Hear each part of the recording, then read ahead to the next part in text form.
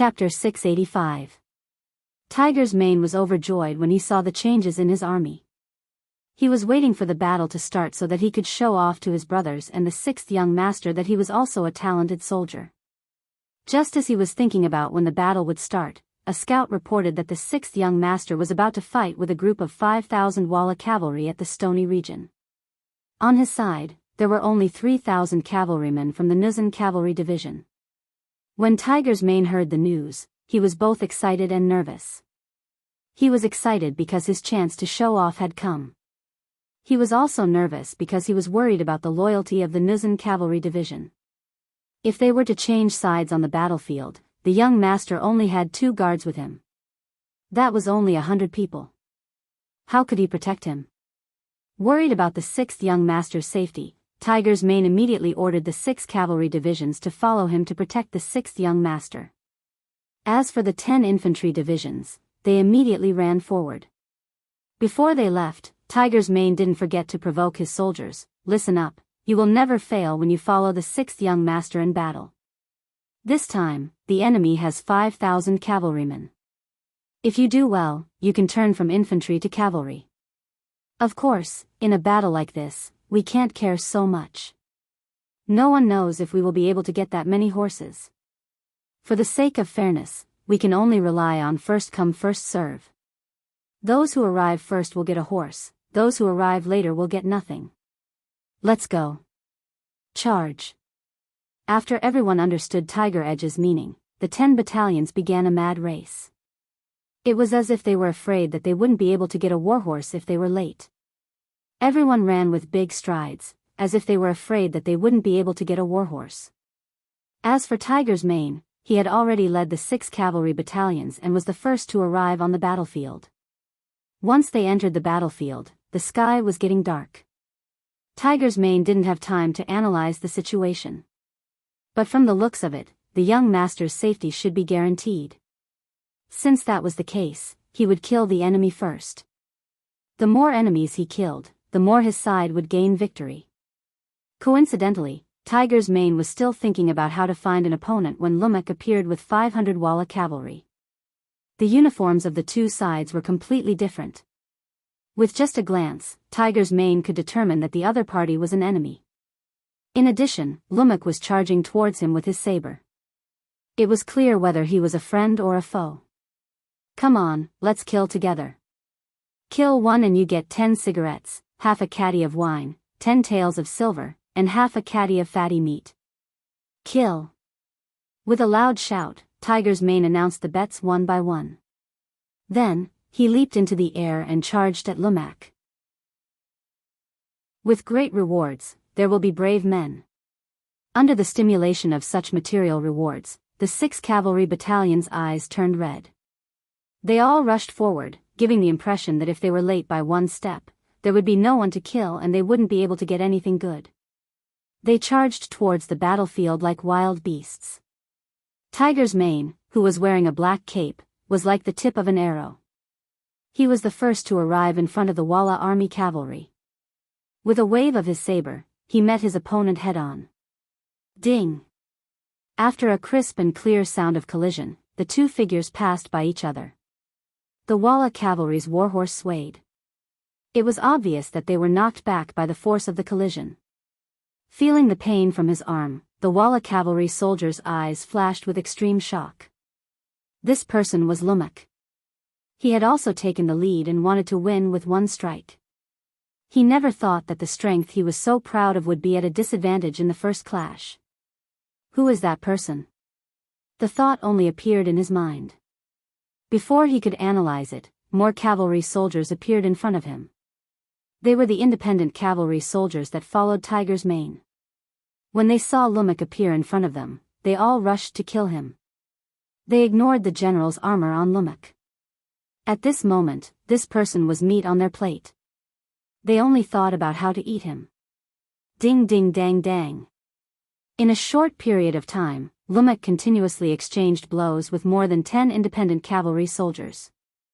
The saber in his hand finally broke into 2. Even though he was a general and the quality of his saber was not bad, under continuous collisions and in front of an even sharper saber, It was not easy to hold on for so long. When the saber broke, a layer of cold sweat appeared on Lumek's head. The doubts in his heart grew. Who were these people? Why were their morale so high? They were all attacking fiercely without any regard for their lives. Why were the sabers in their hands so hard?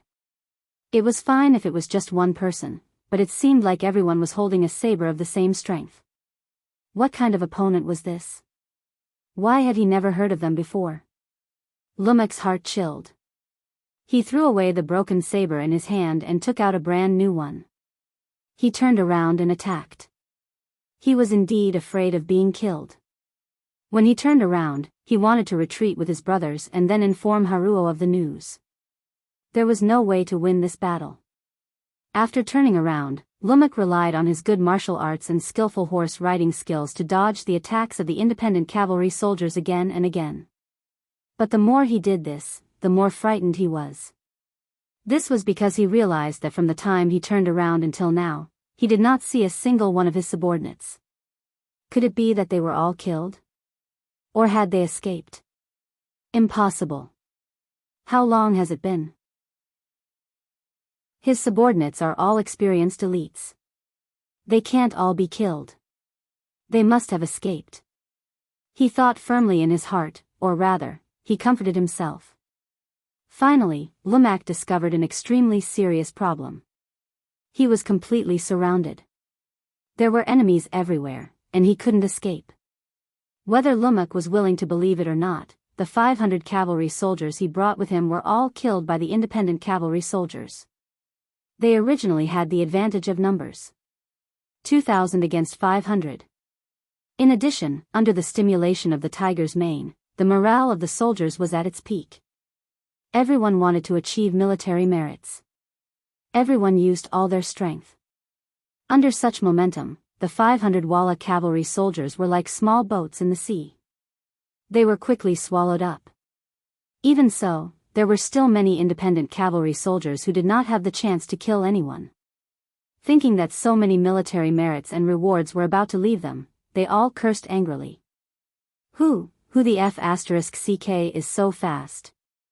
So cheap. Will it kill you to leave me an opponent? Who said it wasn't? In the blink of an eye, there is no living opponent. Even if you want to snatch military merits, you don't have to be so fast. I still want to eat meat, drink wine, and smoke. Hey, there is still one alive here. Haha, no one fight with me. This is mine.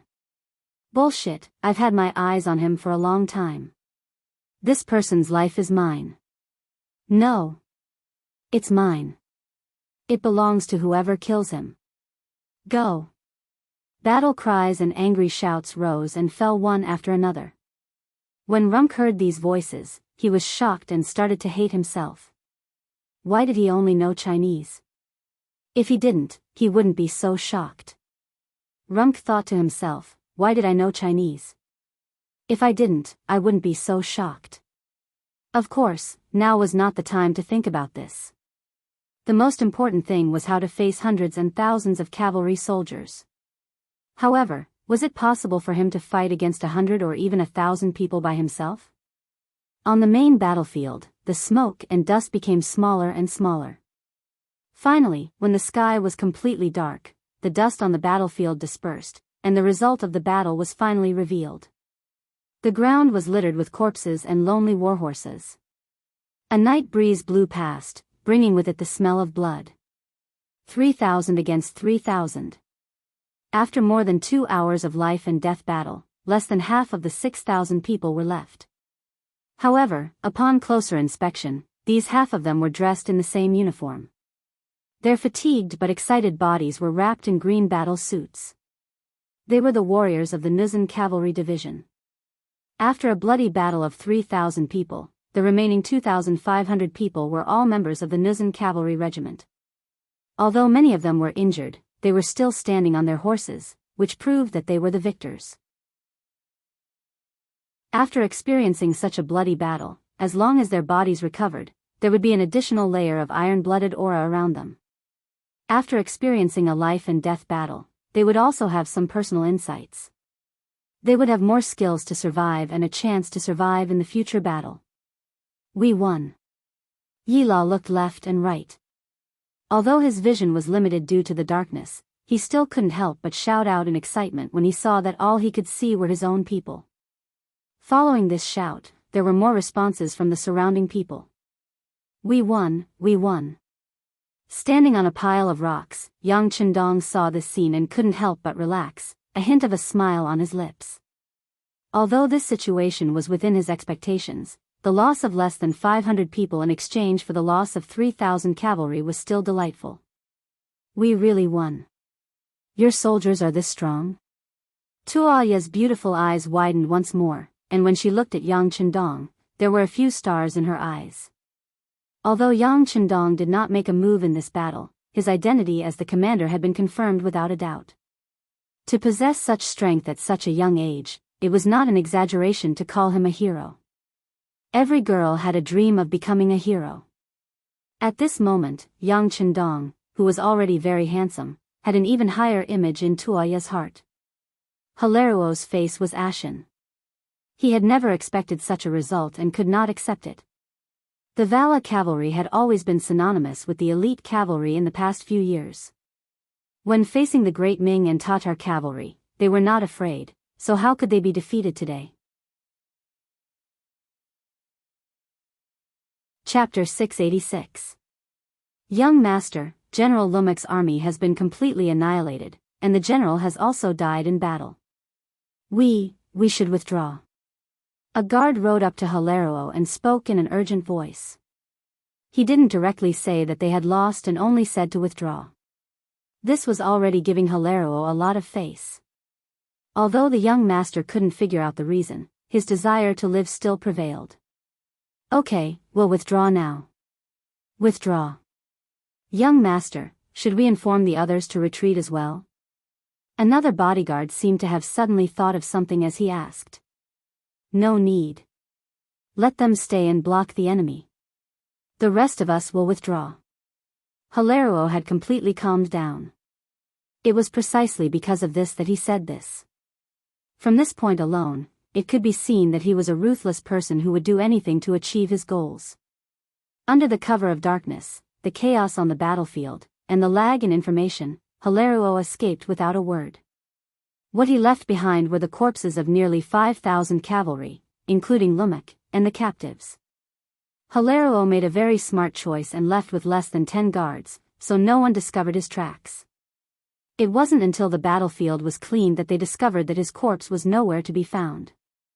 But this wasn't important. What was important was that they had won this battle. The Jurchen cavalry had used their own strength to prove their ability and obtained Yang Chendong's attention. It was already late at night, and the short stone pile was still brightly lit with torches. After the battle, the Jurchen cavalry were still cleaning up the battlefield. Fortunately, Tiger's Mane arrived in time with the 6 cavalry battalions of the Independent Regiment, greatly increasing the speed of the cleanup.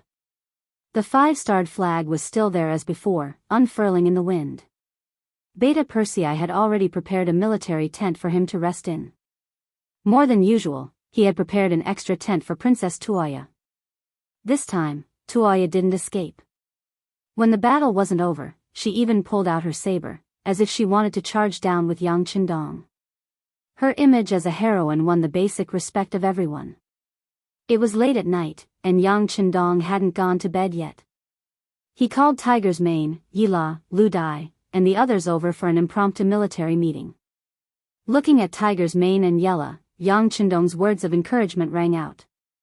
The Nuzan cavalry performed very well in this battle. You will be rewarded handsomely, and your contributions will be doubled. You will have the first pick of the captives to make up for the losses in this battle. After daybreak, collect the bodies of the martyrs and hold a memorial service. The Independent Regiment is worthy of praise for their timely rescue. The extra war horses will be used as a reward to gradually develop all of the infantry into cavalry. Thank you, young master. Thank you, 6th young master. Tiger's Mane, Yela, Lu Dai, and the others were all overjoyed. Although they had also lost people in this battle, especially the Nuzan cavalry who had lost close to 500 people, how could there be no deaths in a war? For the sake of Jurchen's future, this sacrifice was worth it. After the meeting, most of them didn't rest. Instead, they continued to clean up the battlefield. They dug several huge pits to bury the dead. This was also a form of respect for their opponents. Otherwise, in such an environment, the corpses of the dead soldiers would end up in the crows' hands. Summer nights were always very short. At around 3:00, the sky had already begun to brighten. The field of vision was vast, and the speed of cleaning up the battlefield became even faster. After burying the dead, Yella and Lu Dai also selected 500 elite soldiers from the captives. As long as they trained a little, they would be able to make up for the losses in the previous battle.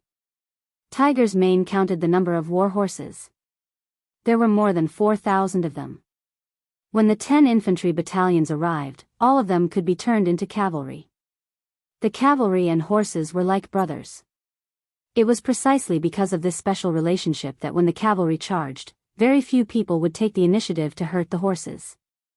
Unless they couldn't fight, otherwise, no one would deliberately hurt the horses.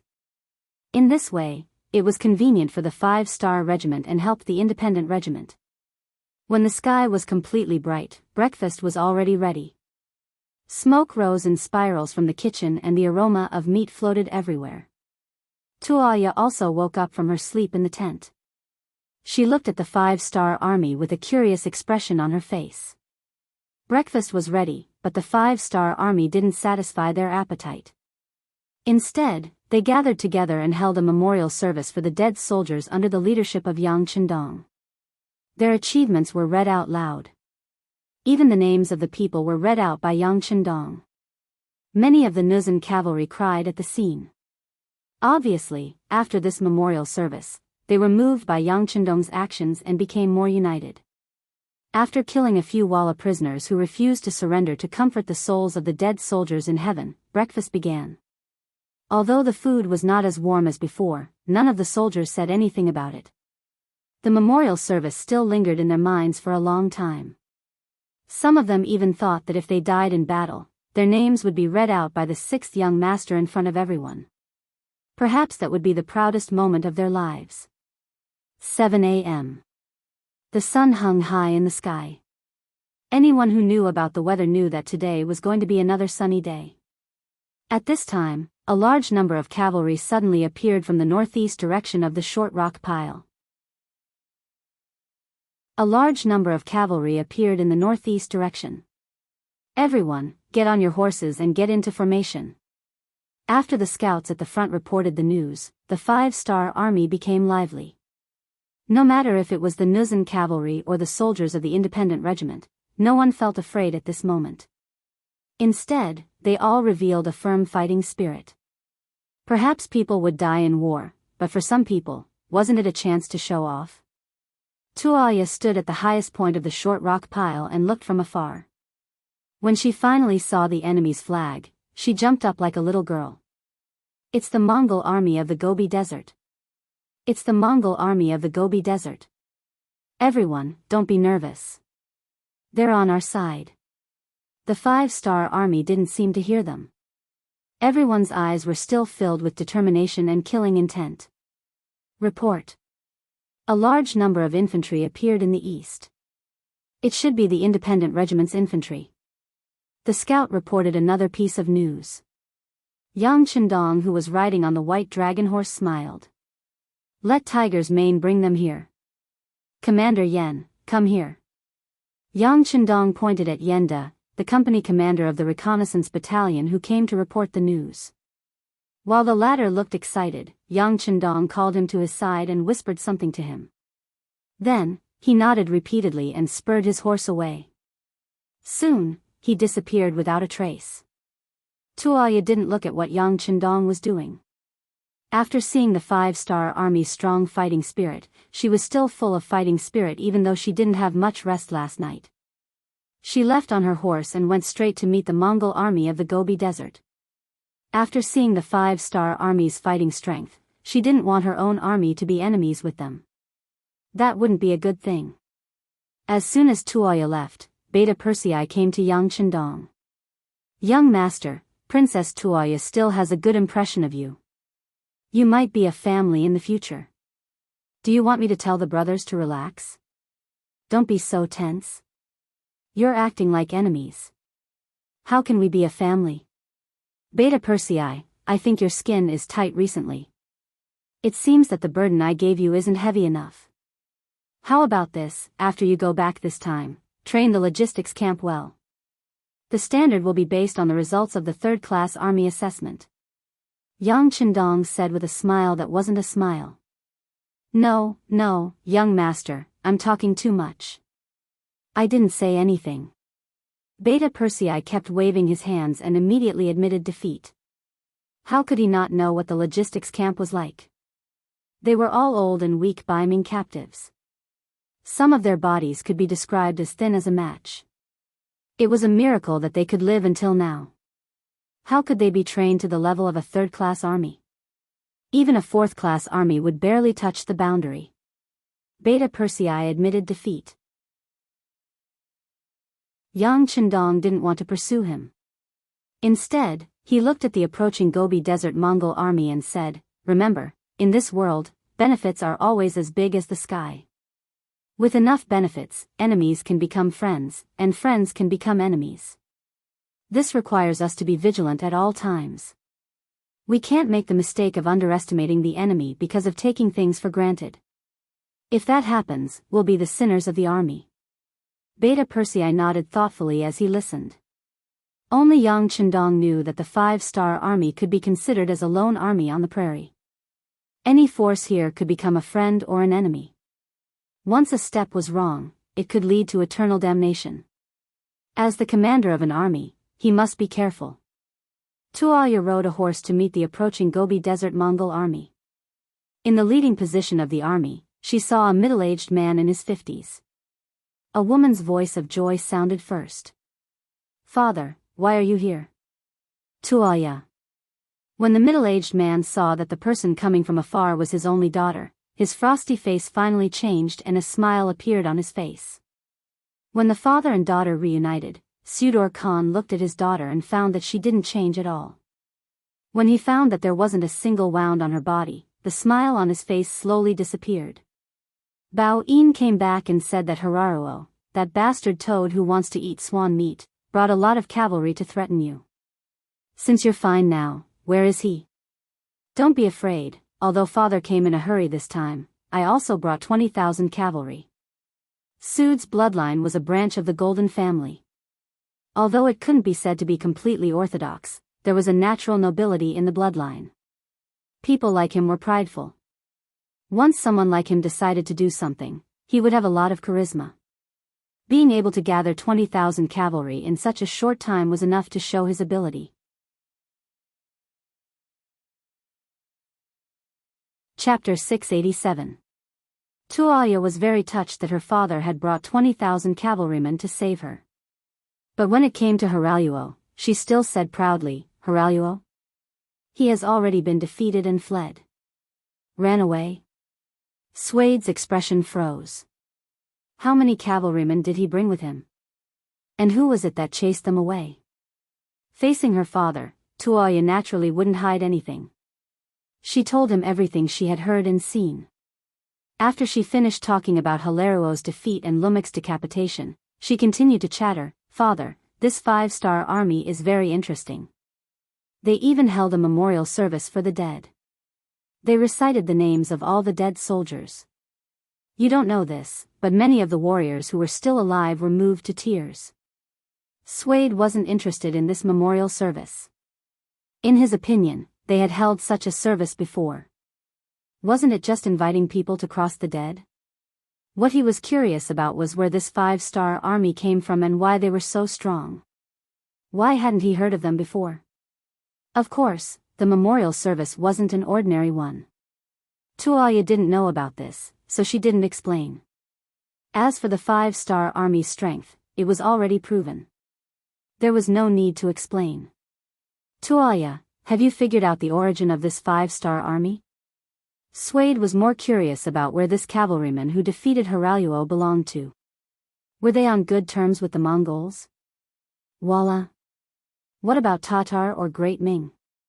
I don't know. Tuoya was suddenly interrupted by her father. She looked a little unhappy.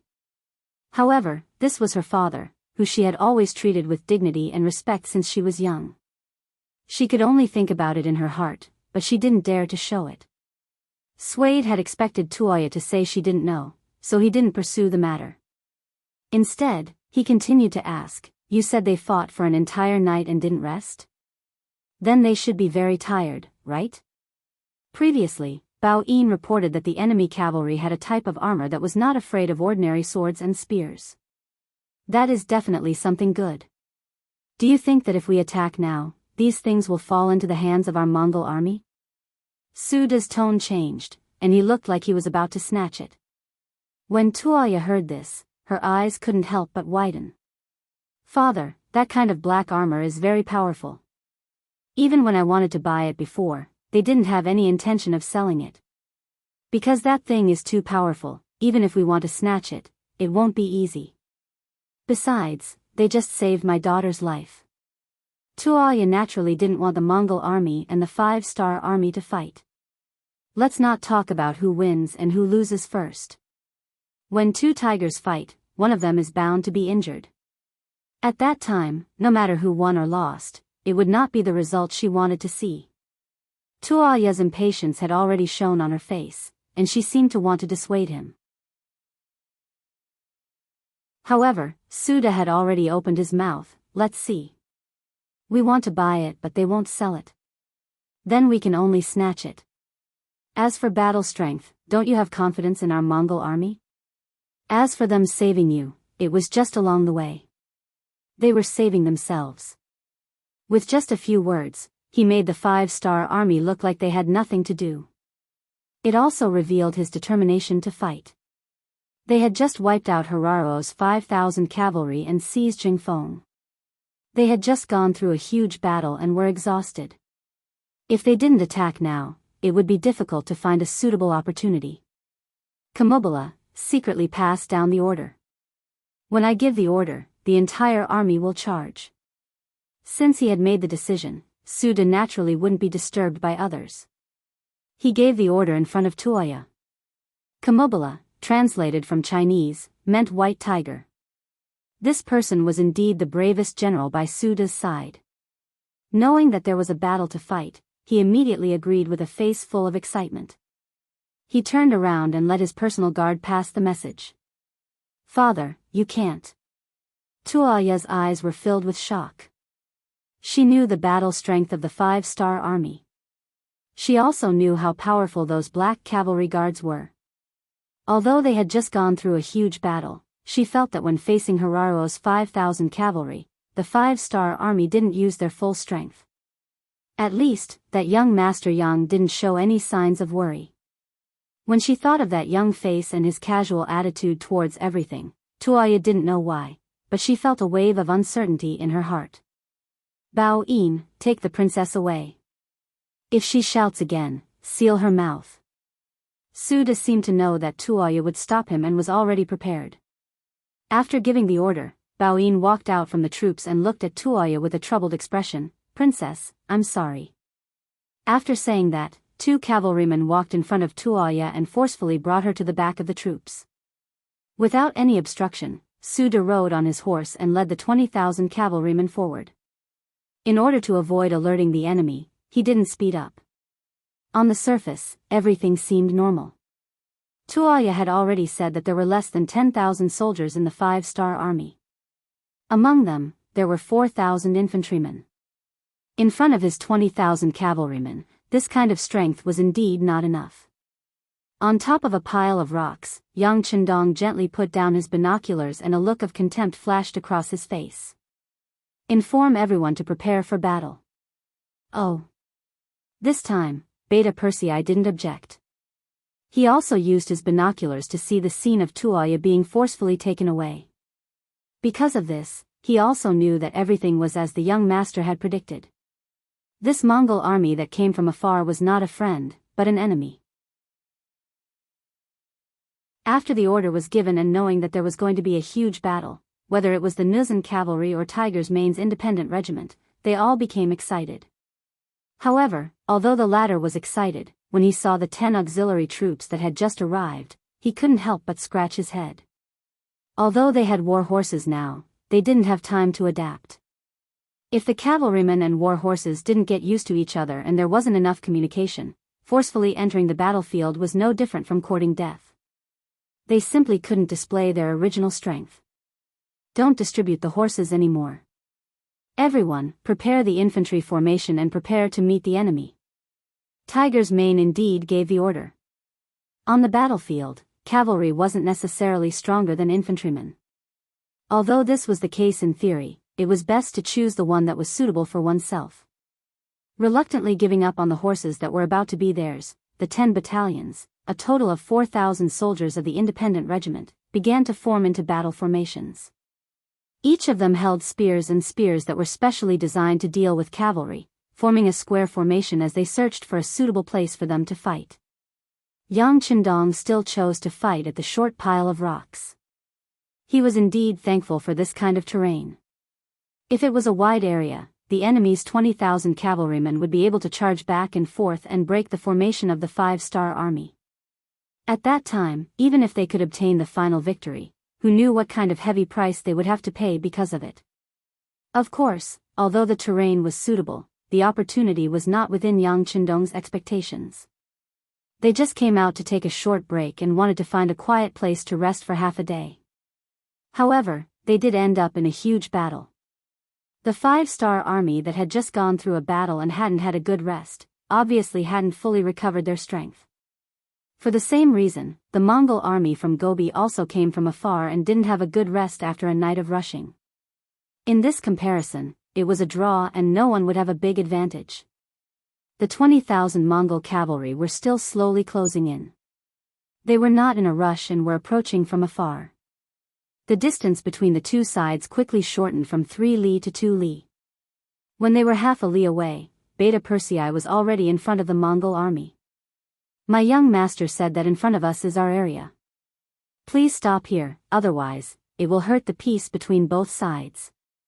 Beta Persei rode on his horse and said with a loud voice. He had a loud voice to begin with, and without any restraint, his voice traveled far and wide. At least at this moment, the armies on both sides could hear him clearly. The 5-star army actually discovered his army's intentions in time. This was somewhat out of head suitor's expectations. He didn't know that Yang Qindong and the others were watching his every move with binoculars. He also didn't know that Yang Qindong, who had undergone lip-reading training, had already seen through every word he said. But this was no longer important. Since the other side was about to shed all pretense of cordiality, what was there to hesitate about? Head suitor looked at Beta Persei and said, "This place has been our Mongol territory since ancient times. You Han people have already crossed the line by appearing here. What reason do you have for us to stop? It seems that your 5-star army is too arrogant. Do you really think that you are invincible just because you defeated the incompetent Halal? What a joke." After a burst of laughter, head suitor looked at Beta Persei again. His eyes were filled with killing intent. "And you actually dare to stand in front of this Khan? Do you know that you are playing with fire by doing this?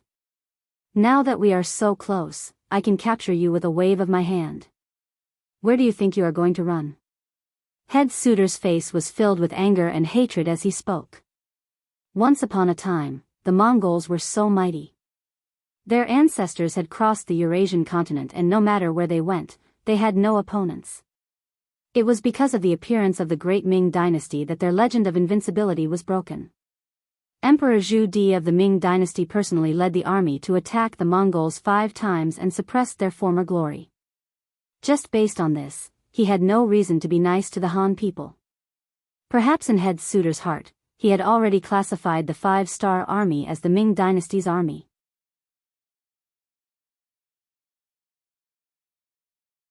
Chapter 688. You want to capture me? Beta Persei had a look of disdain in the face of the arrogant suitor. How about it? Do you still dare to resist? Suitor's face darkened when he saw that a small messenger of the enemy dared to show off in front of him. He was furious. Resist? Ha ha ha. This time, it was Beta Persei's turn to laugh. He didn't learn much from following Yang Chendong every day, but he did learn about 80% of his calmness and pretentiousness. The word resist is used by the weak against the strong. You're not the strong ones now, so the word resist is not appropriate. What I should say is, do you still resist? Believe it or not, we can bet that your people will never be able to get within 3 steps of me. Impudent. Suda had never been looked down upon like this before. Even someone of Agar Dorji's status would be polite to him.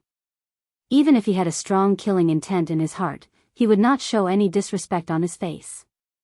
However, this foolish and boorish messenger had ignored him in front of so many people.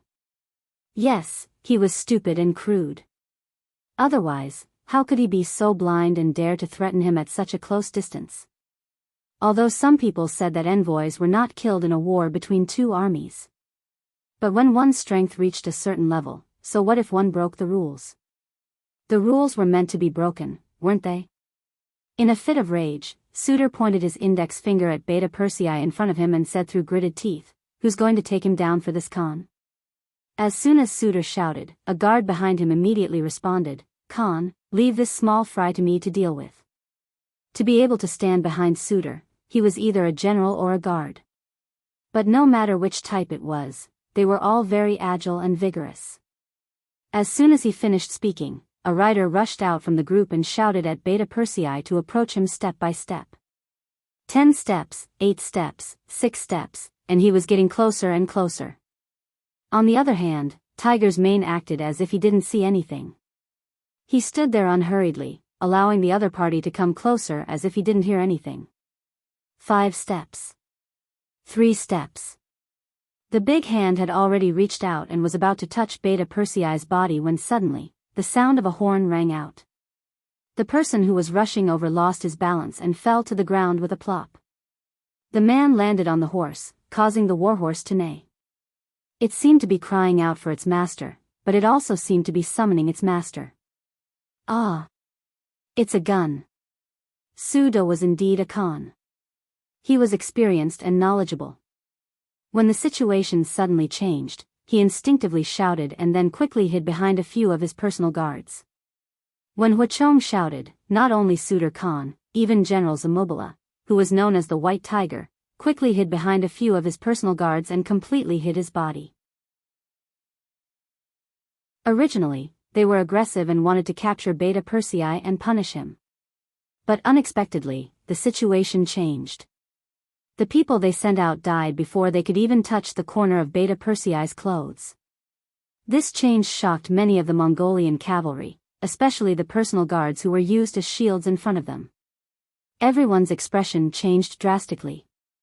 They were afraid that they would become the target in the next second and die on their horses. Ha, ha ha ha, Beta Persei saw the Mongolian cavalry's reaction and he laughed mockingly. Ah, where's the person who spoke to me just now? Did he hide in his turtle shell like a tortoise? Ha ha ha. As the Khan of the Mongolian desert, when had Suda ever been looked down upon like this? Beta Persei's shout was so loud that it was clearly a slap to his face. Even if he hid behind his personal guards, he still felt a burning pain on his face. On top of the short rocks, the black cavalry guards were standing with their spears. The shot just now was aimed at Yang Chendong's head and tail. At a distance of more than 700 meters, it was not easy to kill the enemy without hurting Beta Persei. Sixth young master, why didn't you finish off that old Khan Suda just now? Chiu V, the captain of the first guard, asked with a puzzled expression as he looked at the enemy with his gun. Not only him, but the rest of the guards also listened attentively. They also did not understand the sixth young master's actions. However, Yang Chendong shook his head helplessly. Princess Tuoya once said that her father, Khan Suda, has the bloodline of the Golden Family. Once such a person is killed, it's equivalent to fighting the entire Mongolian army to the death. Right now, we're not strong enough. If others don't provoke us, we don't need to kill them all. But if we kill this Suda, we'll become enemies with the entire Mongolian army. Even if it's for our dignity, we won't be able to live in peace with them anymore. If Yang Chendong's goal was like Zhu Di's, which was to conquer the grasslands for the next few decades of peace in the Ming dynasty, of course, he would have directly killed Suitor just now. But his goal was much bigger than this. In order to resolve a momentary hatred, killing Suitor would cut off the possibility of cooperation with the entire Mongolian army. Clearly, the gains did not make up for the losses. On this side, Yang Chendong was still explaining the overall situation to the guards. On Beta Persei's side, he was still cursing. He really did not care about the fact that Suitor was a con. Where was Suitor's face? Being constantly mocked and ridiculed, Suitor's entire body was already trembling. He could not let the other party continue. Otherwise, his lifetime of wisdom would be destroyed in a day. It seemed that the other party already knew his intentions. Since that was the case, he would just have to force his way through. He did not believe that with his absolute advantage in numbers, he would not be able to destroy the other party. Beta Persei was still cursing, "You're the ones who are ungrateful. Previously, my young master risked countless dangers to save your princess, and now you want to start a war with us? Everyone says that you Mongolians are born righteous, but what are you doing now? Where's your gratitude? Where's your sense of shame? Do you still have any shame? Bah! Even if we saved a dog, it would still know to wag its tail at us to express its gratitude.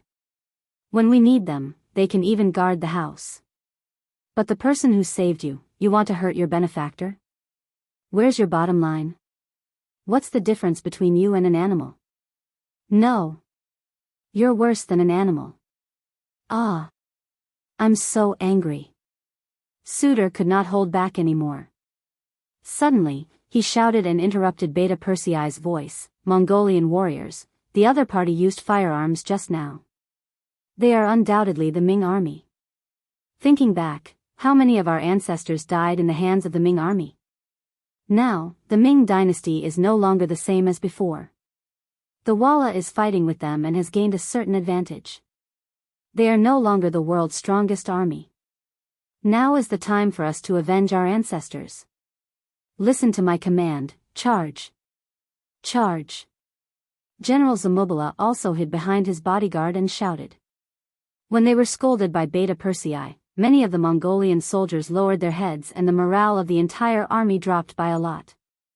Now that Suitor's shout mentioned the hatred of their ancestors, everyone's common hatred for the enemy was stimulated from the bottom of their hearts. Just as the order to charge was given, the 20,000 cavalrymen shouted and suddenly charged forward like a flood of fierce beasts. Oh my God! Beta Persei was still scolding to his heart's content when the enemy suddenly moved. He shouted and turned his horse around to leave. 1 against 10,000, no matter how strong he was, it was impossible for him to win. Beta Persei turned around and ran, accompanied by bursts of gunfire. As the bullets whistled through the air, the Mongolian cavalrymen charging at the front were shot down one by one. This hindered the enemy's attack and gave Beta Persei a chance and time to escape. Suitor, who was hiding behind his bodyguard, felt that the cavalrymen were being suppressed and could not help but shout, "Everyone, don't be afraid. Firearms are single-use items. Every shot counts. Everyone, charge together. They won't be able to hurt any of us. Charge, charge. Everyone, split the gold, silver, and horses in their hands." In order to raise morale, Suitor promised to split the spoils equally. As soon as he said this, the Mongolian cavalrymen who were still hesitating shouted and charged forward. In the face of enough benefits, even if there was danger, there were still people who would take the risk. On the pile of short rocks, Yang Chendong led the 2 bodyguards and kept firing bullets. One after another, the Mongolian cavalrymen fell on the road ahead. However, the cavalrymen were too fast. In the blink of an eye, they had rushed forward from the original distance of 1.5 miles. At that moment, their bows and arrows could already be fired. Yang Chendong and the bodyguards had no choice but to put on their masks to protect themselves. The arrows fell like rain. Compared to their fighting skills on horseback, the Mongolian cavalrymen who were known to have grown up on horseback performed very well. They were either riding on horseback, shooting arrows while climbing on horseback, or shooting arrows while hanging upside down from a golden hook. For a moment, arrows rained down like rain, landing on Yang Chendong and the others, producing a series of crackling sounds. Fire! Charge! Under the pile of short rocks, Yella led the Jurchens and started a fierce counterattack. The same arrows were shot out and landed among the Mongolian army, causing the cavalrymen to fall off their horses. Fire! Fire! At the independent regiment, Tiger's man ordered the 10 infantry battalions to fire arrows from afar. At the same time, he led 6 cavalry battalions into the designated area. He wanted to rely on the advantageous terrain and take advantage of the fact that the enemy could not fully deploy their forces to attack. In the process of charging, the vanguard of the Mongolian cavalrymen were first attacked by the Style 95 and then by the arrows. They suffered heavy losses. The general who led the team saw that they had lost more than 30% of their forces before they even reached the enemy. He had no choice but to change the direction of the assault. He no longer shot at Yang Chendong but at the Jurchens. Yang Chendong's side became quiet again. "Look, is there anyone injured?" "Sixth young master, our armor is impenetrable. There are no injured members." Cho Wu and Dao Xiao, the 2 captains, checked the armor and reported.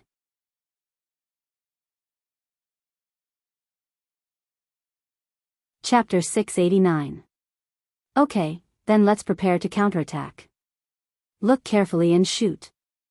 We have to hit them until they can't even find north. Yang Chendong took off the Type 95 pistol from his back and reloaded it with a new magazine. Then, he aimed and pulled the trigger. Beta Persei had already returned to the team and was also aiming with the Type 95 pistol. There were simply too many Mongol cavalry and they were everywhere in sight. This made it so that they didn't need to aim too much. They just needed to fire based on their instincts, and often, an enemy would be shot and fall off their horse. Although the number of guards was limited, wherever they aimed, the Mongolian army would be heavily injured. This greatly suppressed the enemy's morale and courage. Still hiding behind his bodyguard, Swade stared at the pile of short rocks with a face full of anger. He couldn't understand how the enemy's muskets were so powerful that they could shoot so many bullets and injure so many of his soldiers. "No, we can't let them kill without any scruples. Men, send out 1,000 cavalry and charge forward. I don't care what method we use, we have to destroy these people. We can't let them become a threat." As soon as the Khan gave the order, a cavalry of 1,000 men charged towards the pile of rocks. "They're finally here." Yang Chendong had already expected that the enemy would send troops to restrain him. He sneered, "Fire at them. I want to see if they're made of iron. Facing our bullets, will they be afraid?" It was only 1,000 cavalrymen, so Yang Chendong and the guards didn't really care about them. After everyone agreed in unison, they turned the muzzles and aimed at the charging cavalrymen and pulled the trigger. As gunshots rang out, countless cavalrymen fell off their horses. Although they charged very quickly, they still lost more than half of their forces in the process. "Put away your guns. Attack." Seeing that the enemy was less than 100 meters away from him, Swade immediately shouted. Yang Chendong immediately put the 95 style on his back and pulled out his cavalry saber. With a shout, he rushed towards the pile of short rocks.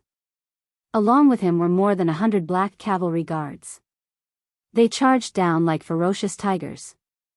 With their sturdy armor, it was as if they had entered an unstoppable state. They could cut down and kill whoever they wanted. The Mongolian cavalry fell off their horses one after another. Streams of blood flew out and dyed the sabers red. The setting sun was like blood. The Nuzan cavalry had already been surrounded by the Mongol vanguard. Both sides were engaged in a bloody battle. Dust flew up once again, and the only thing that could be heard were the roars and shouts of killing. As the Mongolian general, Kamubala didn't choose the Nuzan cavalry as his opponent. With the idea of picking the weakest among them, he set his sights on the 10 infantry battalions of the independent regiment. The advantage of cavalry against infantry was quite obvious. Looking from afar, infantry didn't have the mobility of cavalry. They formed a square formation with 400 men. They formed a tight square formation with black shields around them to protect their own safety. Outside the square formation, there were rows of barricades. It was as if they were telling the cavalry not to provoke them or they would be hurt. "Let's kill these infantry first," Samobala said bluntly. Clearly, he didn't care about the formation of the infantrymen. The cavalry behind him was already eager to give it a try. The sabers in their hands were also ready to taste blood. As soon as the order was given, they would engulf and drown the infantry phalanx in an overwhelming manner. "Kill!" Zamobala raised the saber in his hand, and a crazed expression appeared on his face. He opened his mouth wide and swung his right arm forward. His legs clamped down hard, and the warhorse under him leaped forward as if their hearts were connected. In front of the infantry formation, there were hundreds of shield-wielding soldiers. They tried their best to hide behind the 1-meter-tall iron shields. When the cavalry launched their attack, waves of arrows fell on the shields like raindrops. Crackling sounds could be heard. When the cavalry attacked the infantry, they would use bows and arrows to kill them.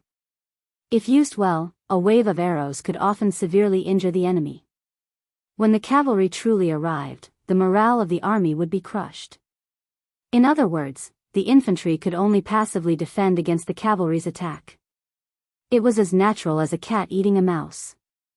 However, when the 5-star army was involved in this matter, it was a completely different matter. Only defending and not attacking wasn't their habit. Split. After seeing the shield-bearers block the enemy's first wave of arrows, the battalion commanders of each infantry phalanx shouted out loud.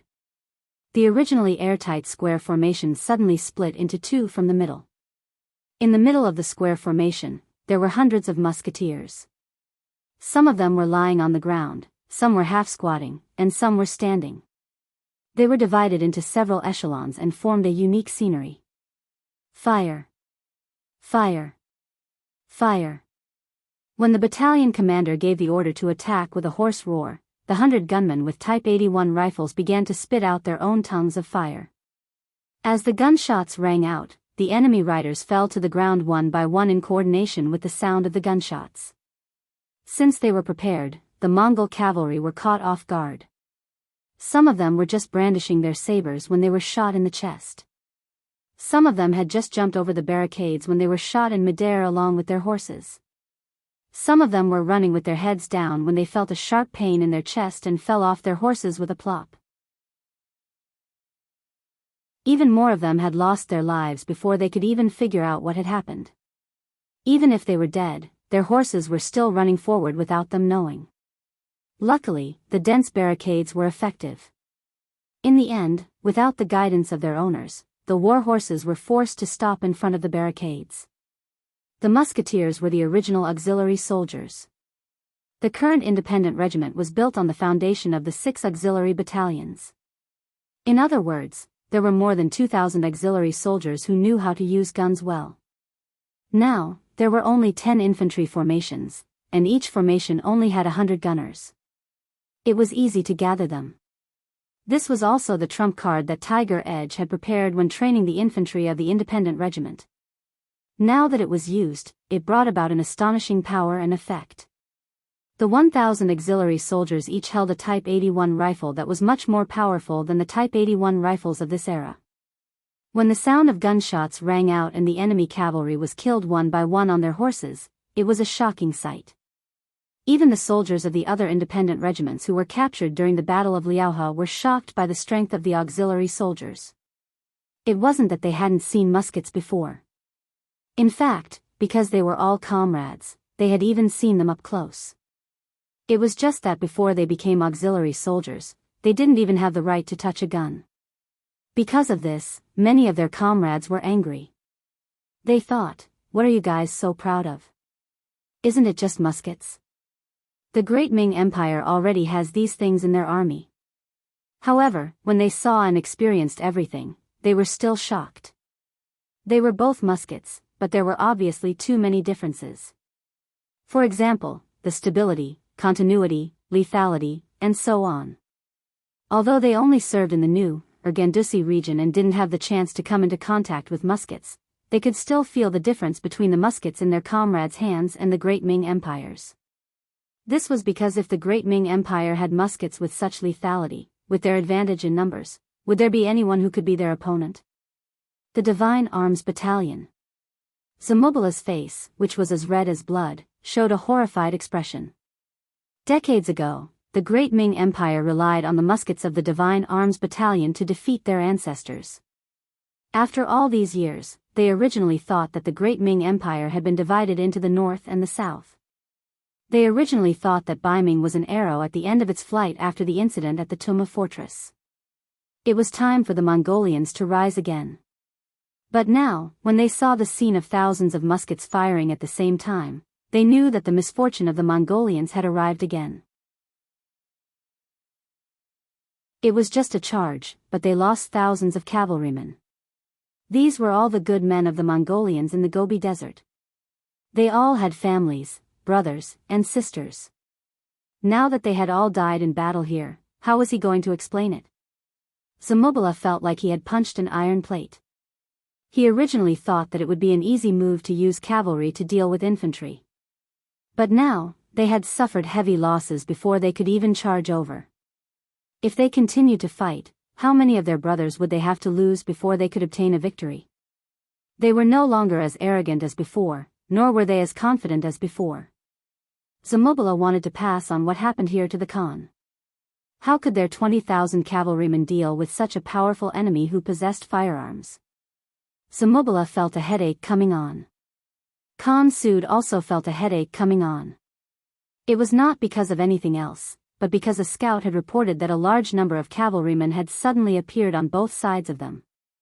Although they could not see the situation of the other party, they should be enemies and not friends. Why are there still enemies? Didn't Tuaya say that the 5-star army has less than 10,000 soldiers? Khan Sud's expression changed from the confident look he had before. He started to feel conflicted. He believed that even if the enemies that appeared on both sides were on the same side as the 5-star army, with his 20,000 Mongolian soldiers, he did not have to worry about losing. But after spending so much effort, and in the end, sacrificing 800 of his own men to kill 1,000 of his enemies, just to fight a bloody battle with a 5-star army that he didn't have much hatred for. Was it worth it? What was his goal? Just as he was conflicted over this question, one of Zamubala's soldiers ran over. Khan, something bad happened. The enemy has the Divine Arms Battalion, the Divine Arms Battalion. What's the matter? Why are you making such a big fuss? Khan Sud was already in a bad mood. When he was shouted, his expression became even worse. Isn't it just the Divine Arms Battalion? I already know.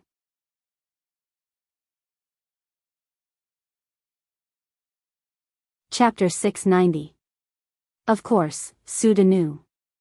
Previously, when Beta Persei came over to persuade them not to act rashly, he fired his flintlock, which gave the other party a chance to escape.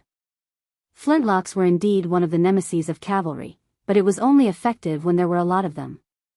Seeing that Sud Khan didn't seem to pay attention to his shouts, the bodyguard thought for a moment and realized where the problem was. Thus, he shouted again, Khan, it's thousands of Great Ming's Divine Machine Battalion. They all have powerful flintlocks in their hands. General Zamubala has suffered heavy losses after charging several times. This time, the problem was finally explained clearly, and Suda's expression became more and more unsightly. What? Thousands of Great Ming's Divine Machine Battalion? That must be the Divine Machine Battalion. My God, how is this the 5-star army? It's clearly the main force of the Great Ming dynasty. How did we end up fighting against them? Finally, Suda realized how stupid of a decision he had made. He actually treated the main force of the Great Ming dynasty as a soft persimmon. When he thought of the scene of the Great Ming dynasty sweeping through the grassland decades ago, he felt a chill in his bones. Quickly go and tell General Zamubala to retreat.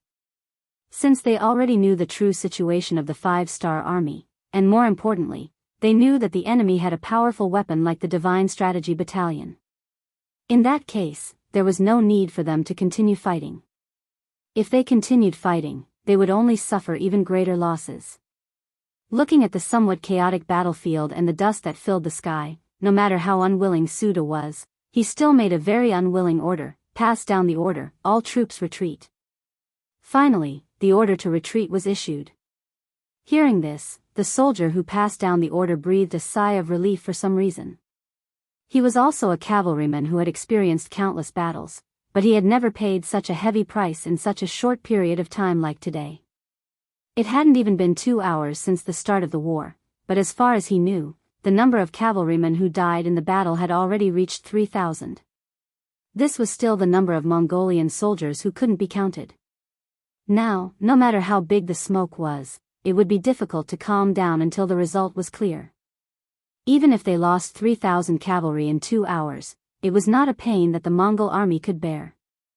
The 5-star army's reinforcements were about to arrive. Retreating now was the wisest choice. The messenger replied loudly and turned around to pass on the message. For a period of time, regardless of whether it was the Mongolian cavaliers who were fiercely attacking Yang Chendong's cavaliers at the pile of short rocks or Kambala's men who wanted to take advantage of the situation and use their cavaliers to fight against the infantrymen, when they received the news, all of them sighed in relief, as if a heavy burden had been lifted from their shoulders. Then, they ordered their army to retreat. Zamubala wanted to take advantage of the situation but didn't succeed. Seeing that the situation wasn't good, he wanted to retreat. How could Tiger's Mane give in? Previously, when Zamubala was dealing with the infantry, he didn't have any intention of helping out with the 6 cavalry battalions. This was because he believed in the strength of the infantry battalions. He knew how powerful these infantry battalions were with Type 81 guns. Now that the other party had suffered a loss and was afraid, it was time for him to take advantage of the situation. Come on, cavalry warriors of the independent regiment, it's time for us to perform. Charge with your regiment commander. Tiger's Mane acted just like how he dealt with Hilaruo's cavaliers. He was the first to charge forward on his horse. Following behind him were 6 battalions, more than 2,000 cavalry warriors with sharp sabers in their hands. They had been conserving their energy at the side. Now that it was finally time for them to act, how could they be courteous? All of them fought to be the first to charge forward and kill the enemy. At the pile of short rocks, the Mongolian cavaliers used various methods to try to surround Yang Chendong's troops. However, after all of them failed, they finally became obedient. Facing the mouth, nose, and eyes that could be injured, they were all helpless. Luckily, the messenger passed on a new order. The Khan ordered the army to retreat. Instantly, everyone heaved a sigh of relief. They didn't stop and turned around to leave. Young master, they are retreating. Beside Yang Chendong, Beta Persei, who was already covered in blood from all the killing, panted heavily as he spoke with a look of satisfaction. It was no wonder that Beta Persei had such a reaction. When he was by the young master's side in the past, he was always worried about the dangers on the front lines. Under normal circumstances, he would be at the command center. This time, relying on the advantage of the black armor and the might of the warhorse, he had finally reached the front lines. Now that he could kill to his heart's content, how could he not be carefree? They are going to escape, but can they escape? Raise the command flag, order the cavaliers to strengthen the 1st and 2nd Regiment to intercept the Mongolian cavaliers. This time, if we don't skin them alive, they can forget about escaping from the hands of this young master. Yang Chendong's eyes flashed with determination. Long before the Mongolian army appeared, the 1st and 2nd Regiment had already rushed to the pile of rocks. However, Yang Chendong didn't let them enter the battlefield immediately. He needed to leave behind a group of fresh troops to face any difficulties and unknown dangers. Since the enemy had retreated, it was naturally time to use their backup plan. Since they had chosen to be his enemy and his warning didn't work, then they had to be prepared for any serious consequences. On the pile of rocks, the command flag was raised high, conveying the 6th young master's order. Outside the battlefield, Wind Chaser, and Lu Zhuo had received the order and brought a total of 5,200 cavaliers to prepare to stop the enemy. Not long after Sud Khan gave the order to retreat, Zamobila and the others brought the army back. Compared to when they went to battle, they were naturally in a much more difficult situation.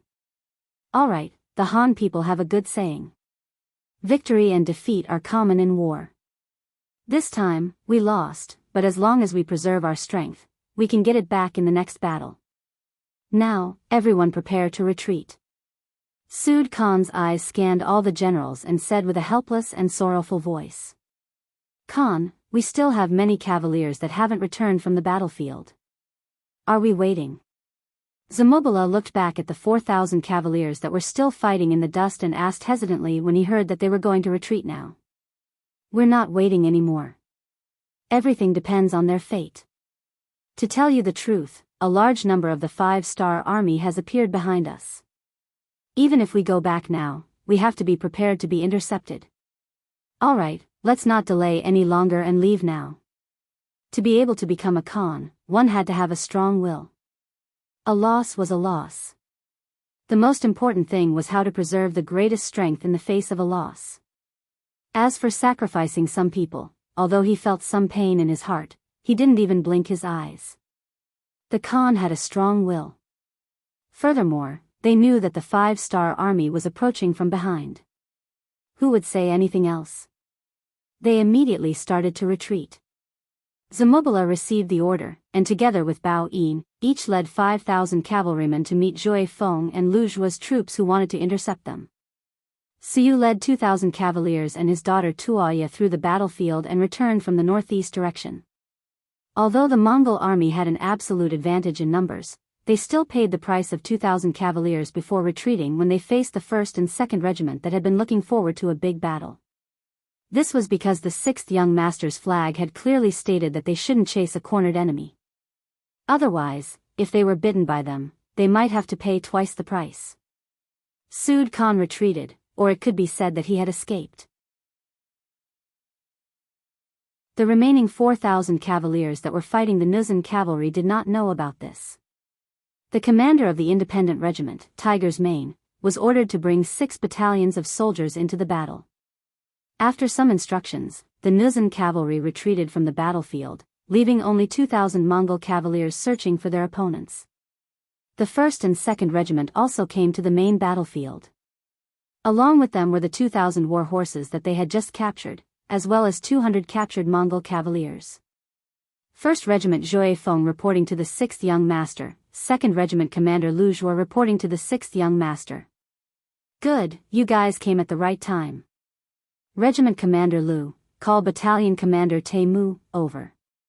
Yang Qindong nodded at the 2 regimental commanders who had just arrived.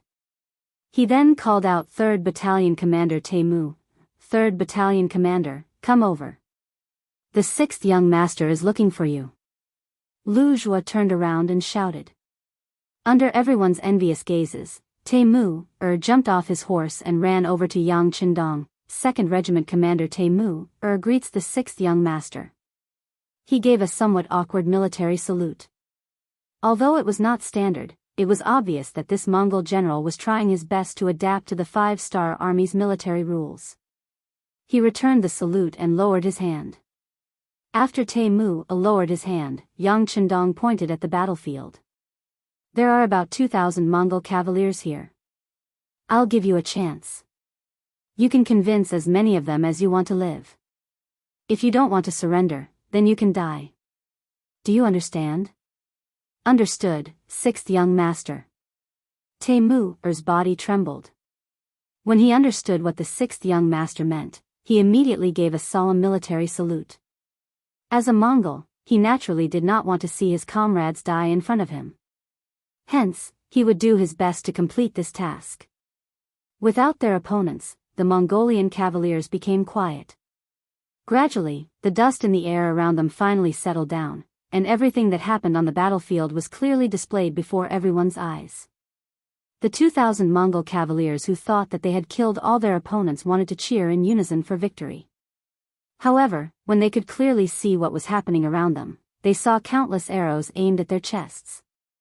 At that moment, many of them revealed panicked expressions. What's going on? Where's our Khan? Where's our Mongol army? Don't tell me they were all killed.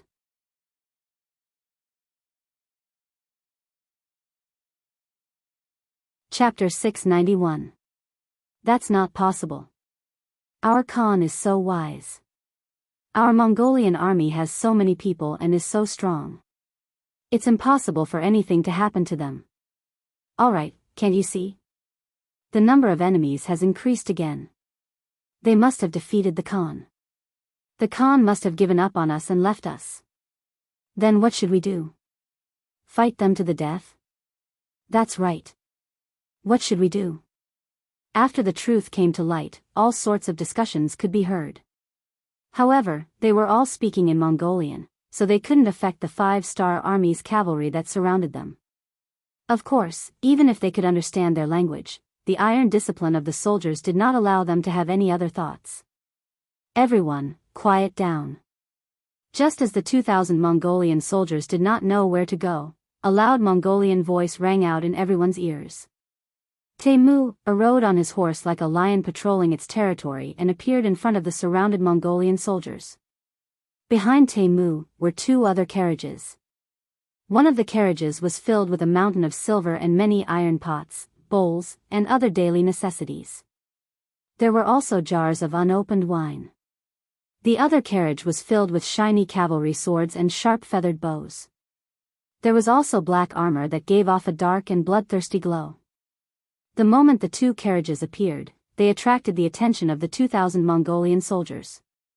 During the Great Ming Dynasty, the Mongolians fought for iron pots because they did not have them. It was not because iron pots were a luxury. Furthermore, the Mongolians did not have the skills and materials to forge iron pots. Without iron pots, they could not cook meat.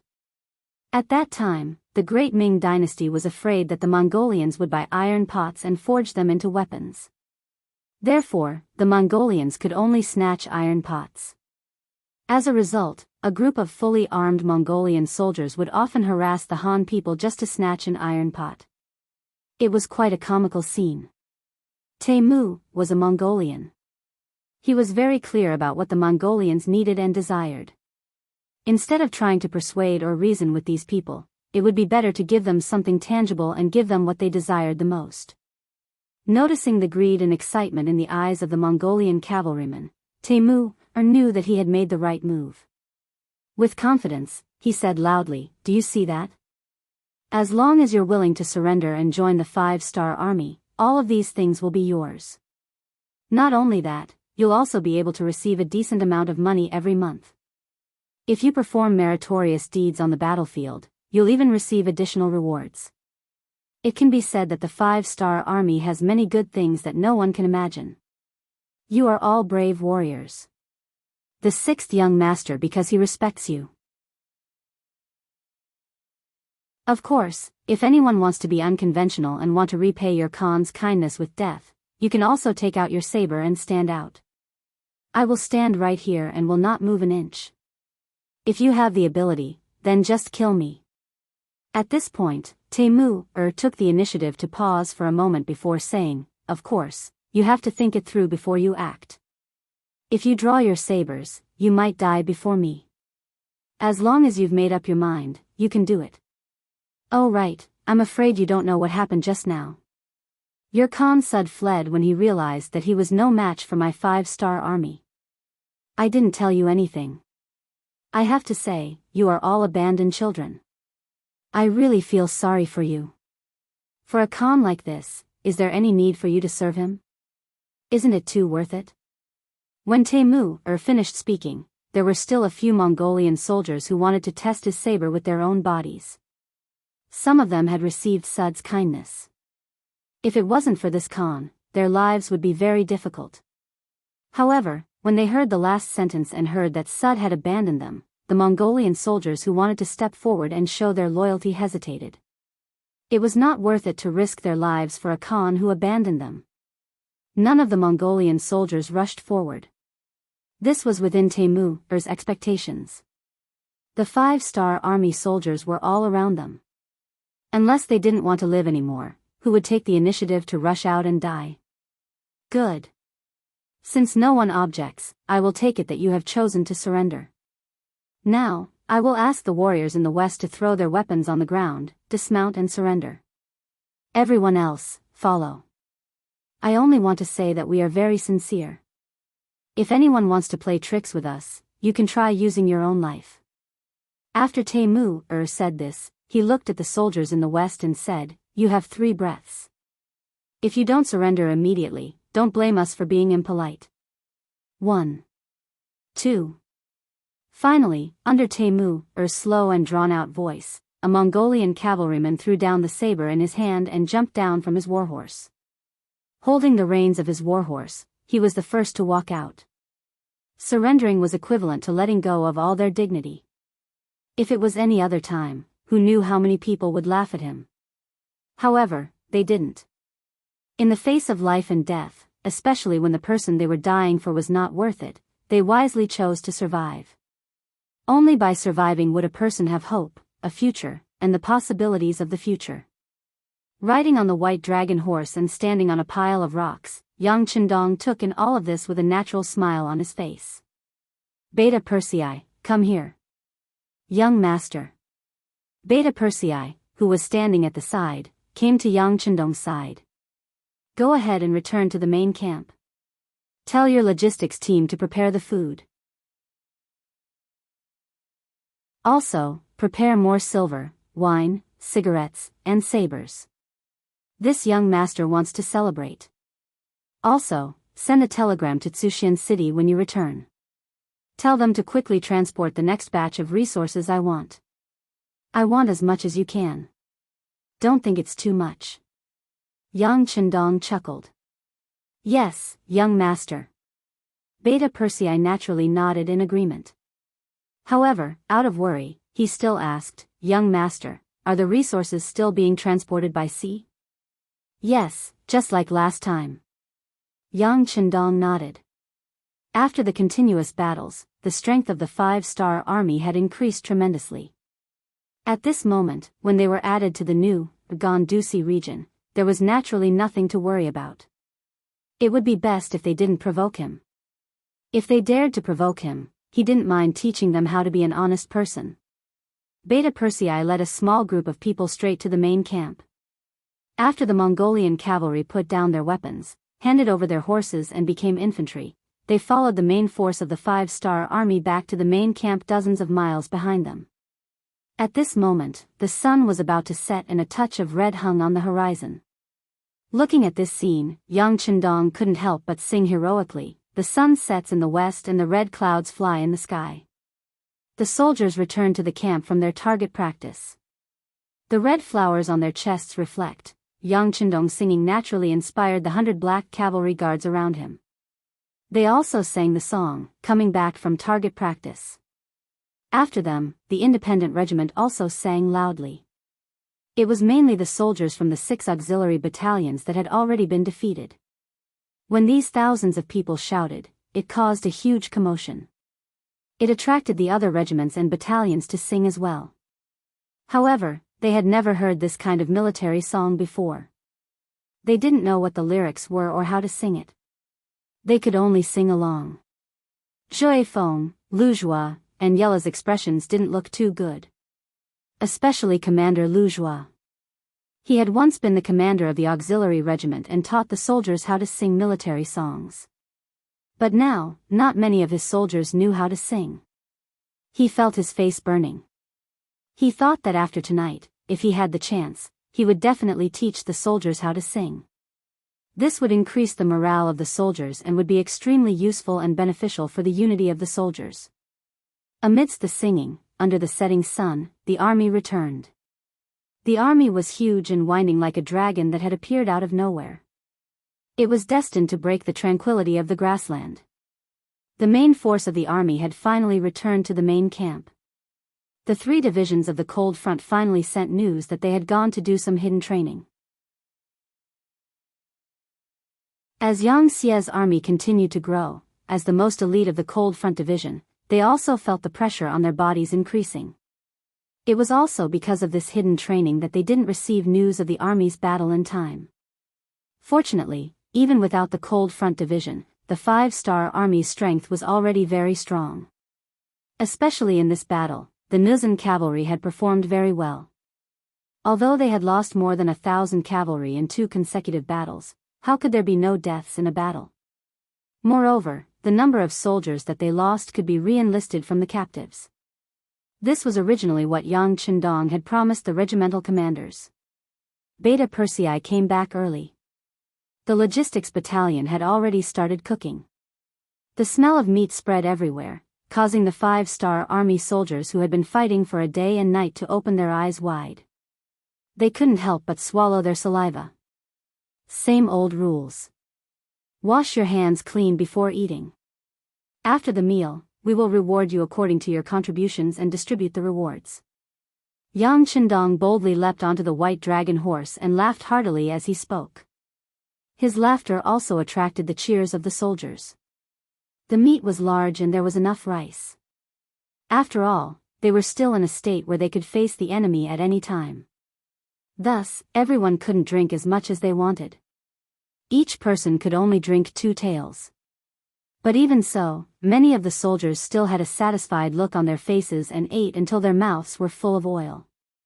And if they could smoke a cigarette after eating, it would definitely be a life comparable to that of a god. Who knew how many soldiers slowly closed their eyes because of this, in a state of enjoyment?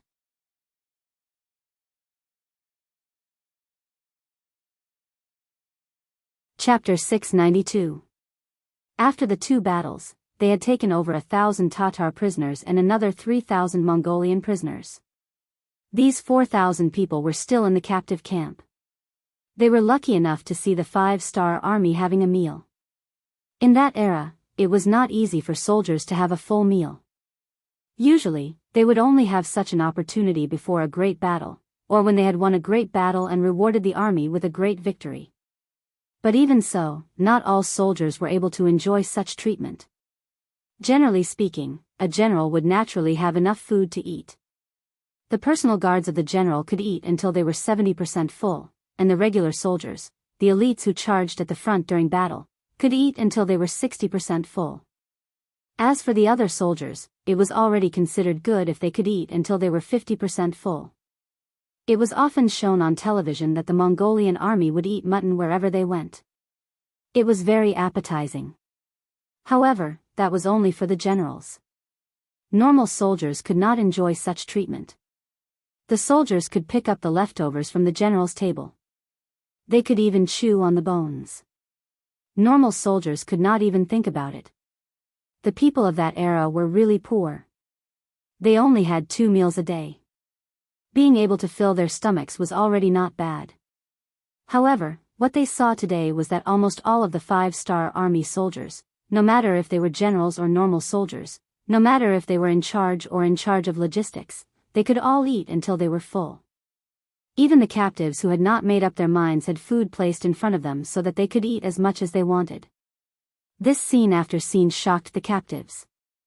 Some of the Mongolian soldiers who were smart among the captives took the initiative to greet some of the friendly Mongolian soldiers who were also part of the 5-star Army. They used the chance to get close to them and asked some questions that they did not understand. Alright, we all know what you guys are thinking. Let me tell you, in the 5-star Army, as long as we fight and train hard, we do not need to worry about food and drink. Not only that, after we eat and drink, we still have food for our minds. Look, this thing in my hand. Look, it can smoke. It is called a cigarette. What is a cigarette? Is it tasty? The Mongolian captives who saw it for the first time were interested. Of course you can't eat it. This thing is for sucking and smoking. Look at me. While speaking, the soldiers of the 5-star Army took a light puff of their cigarettes. Then, they put the cigarette into their mouths. After inhaling a portion of it, they slowly spat out a portion of it. They looked extremely satisfied. Aya, this thing is very interesting. Can you give me one to try? One of the captive soldiers asked curiously. That won't do. This thing isn't for normal use. It can only be earned during military exploits. Hee, in this battle, I killed 4 enemies and injured 1. According to the rules, I can get 45 cigarettes, which is more than 2 packs. If I save some, it will be enough for me to live freely for a while. Ha ha ha. After saying this, the warrior turned around and left. It was as if his spoils of war would be snatched away by the captives if he stayed. One by one, the 5-star army veterans were called over by the captives. After showing off for a while, they turned around and left. Did you think that these veterans were so kind as to chat with the captives? They were only doing so because they had military orders and wanted to satisfy their vanity. However, it was this kind of teaching that greatly stimulated the captives who had no choice but to lower their heads. Originally, they had no choice but to surrender in order to survive. But now, it seemed that there was no harm in surrendering. It might even be a new hope in life. Yang Qindong didn't care about the captives. He firmly believed that the environment could change a person. His attention was focused on the situation in front of him. This time, he had defeated the Mongolian army with a large number of firearms. Presumably, the news of him coming to the prairie could no longer be hidden. In addition, he had defeated Har's 5,000 cavalry. In the outside world, there should be a lot of people paying attention to him. Since that was the case, he might as well not play hide and seek and stand out. Since he was going to make it public, Yang Qindong decided to take his first step in the prairie and build a city. Regardless of whether it was for the sake of logistical supplies or for the treatment of the injured and the expansion of their influence in the future, a stable city was a must.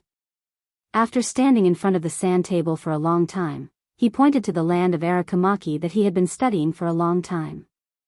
Arakamaki, in the Inner Mongolia Autonomous Region, Shi'i and Jiren.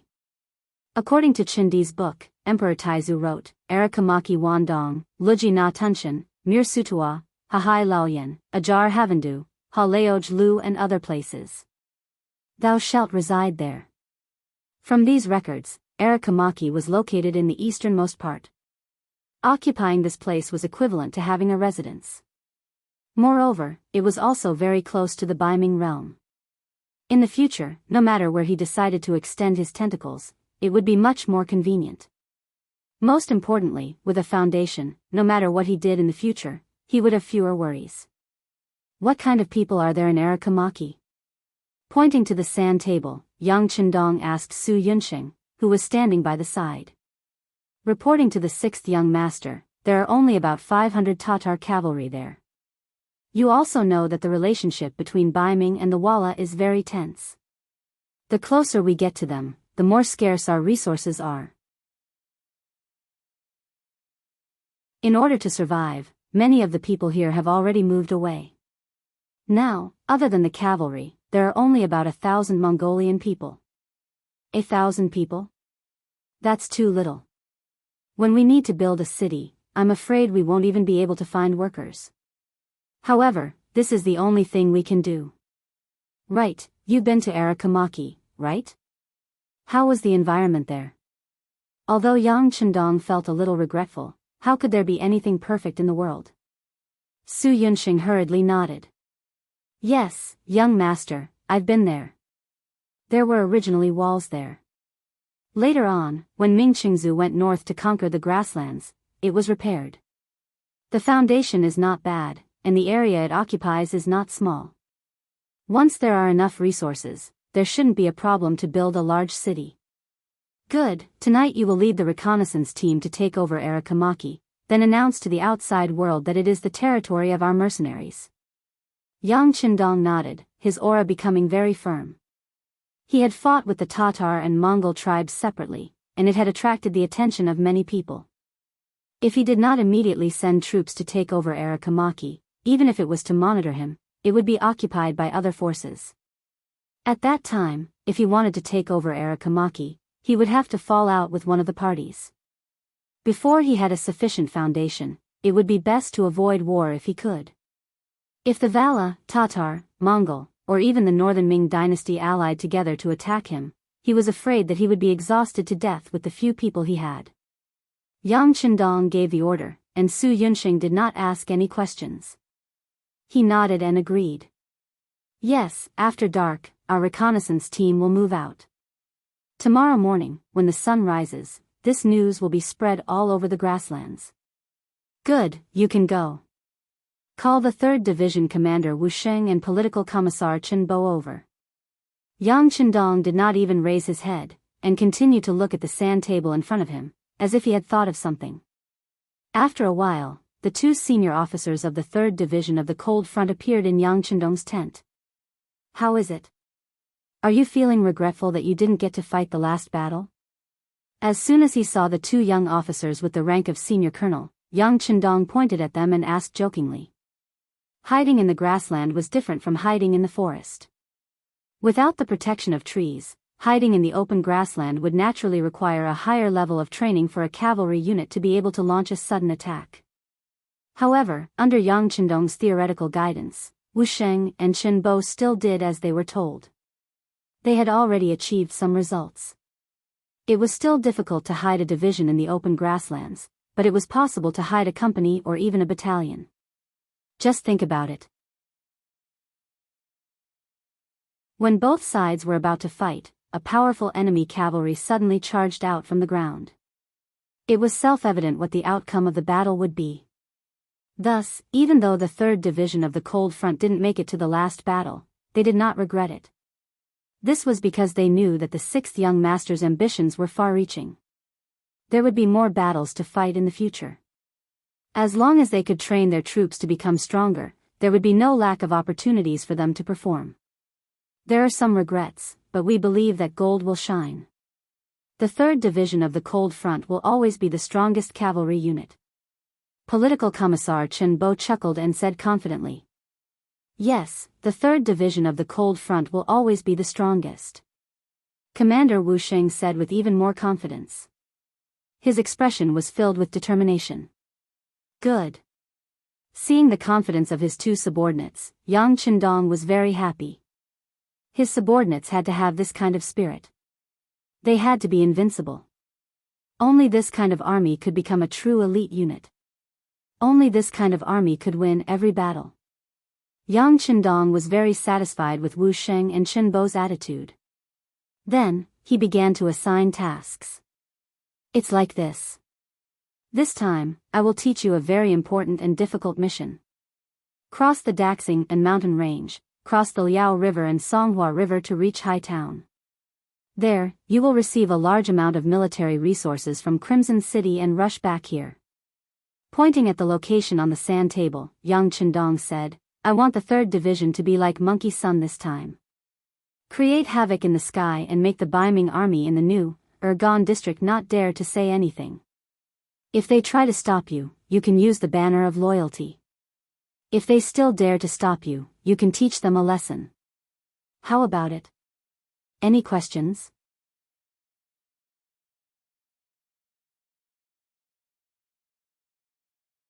Chapter 693. In order to establish a foothold in a place, military supplies and logistics were always the most important. Humans couldn't live without eating, drinking, and defecating. In an environment like the grasslands where everything was lacking, it was obviously unrealistic to obtain materials locally. They could only rely on transportation. Opening up a sufficiently safe logistical path was one of the most important things at the moment. After thinking about it, Yang Chendong finally chose the new, Ergon metropolis for this logistical path.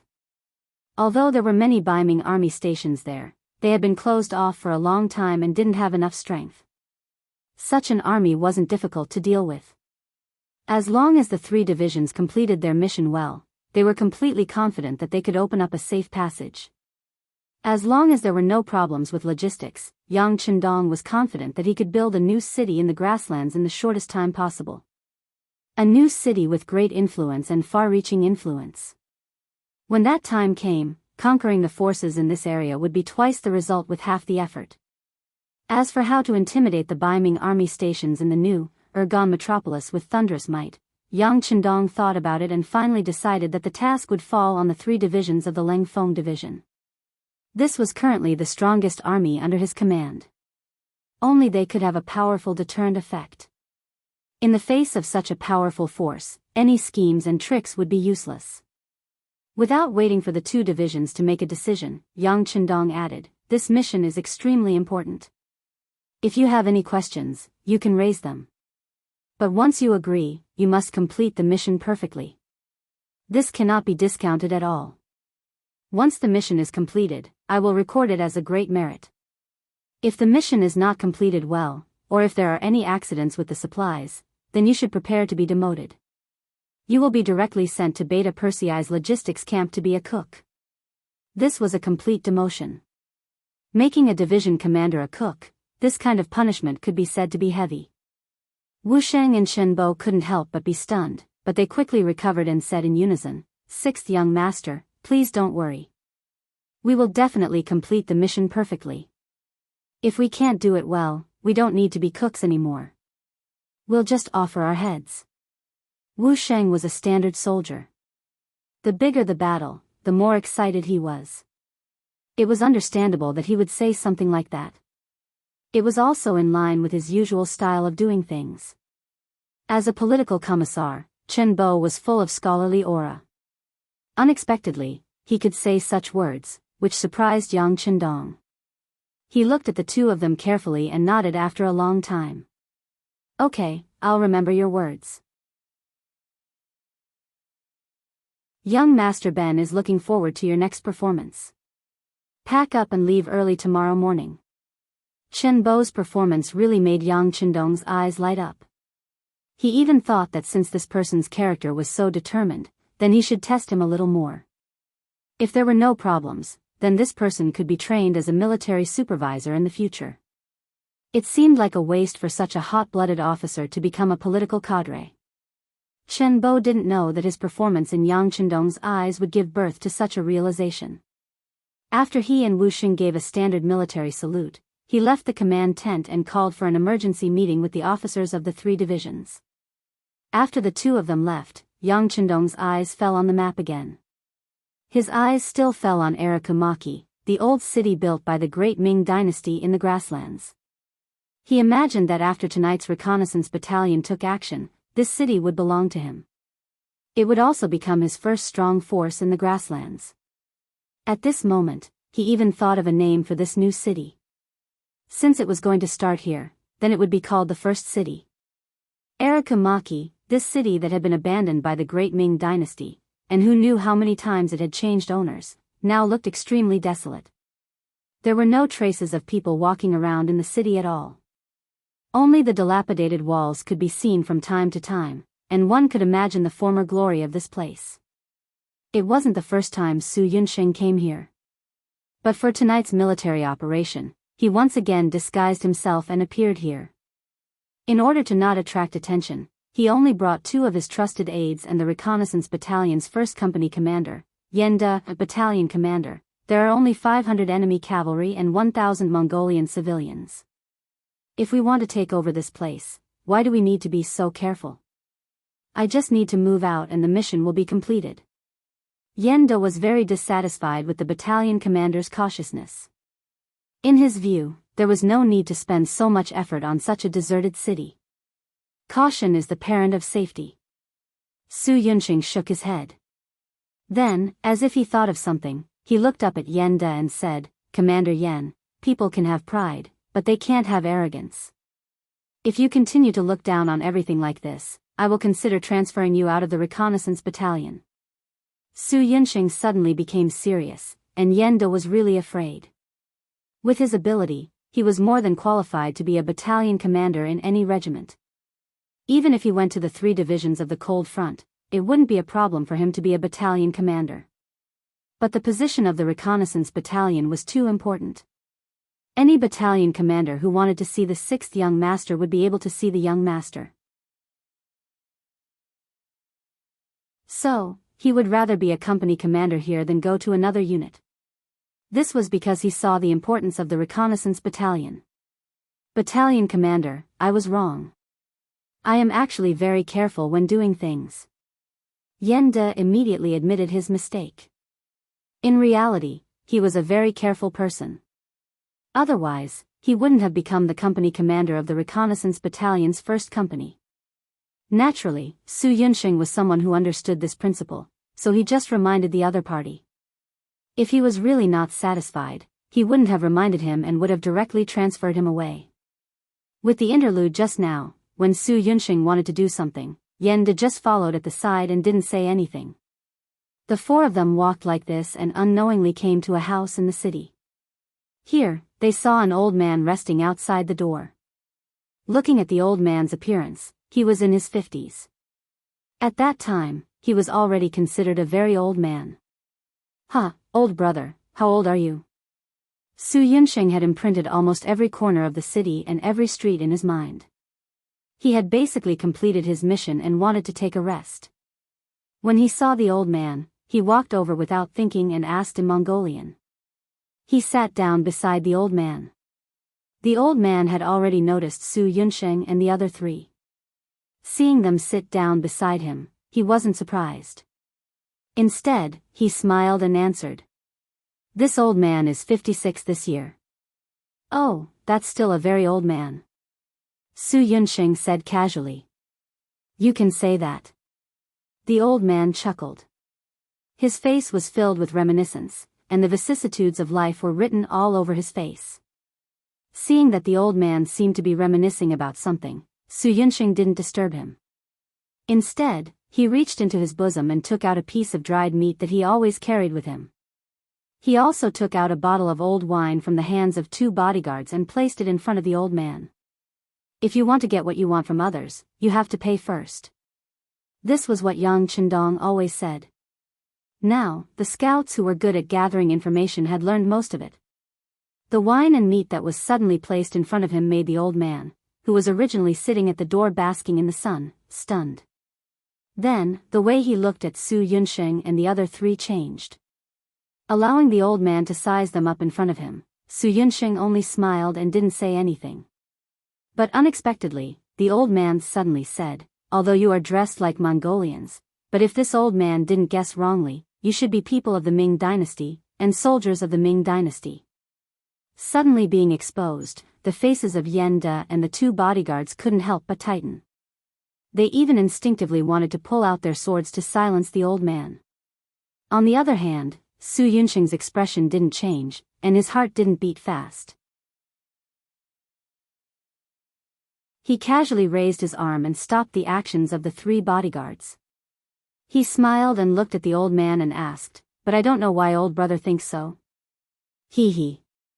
The old man didn't seem to notice the actions of the 3 bodyguards. He casually smiled and said, only people of the Ming dynasty who understand etiquette would treat guests like this. If you were really Mongolians, you definitely wouldn't be so polite to this old man. So it was because he was too polite that it aroused the suspicion of the other party. Su Yunsheng reflected in his heart. Should the scouts learn to be more domineering when they go out to do things in the future? While his heart was still thinking about this unintentional loophole, the old man spoke again. Although your Mongolian can be considered authentic, but let's talk in Chinese. AI, speaking of which, I haven't spoken Chinese in a long time. Oh. Old brother is also a Han?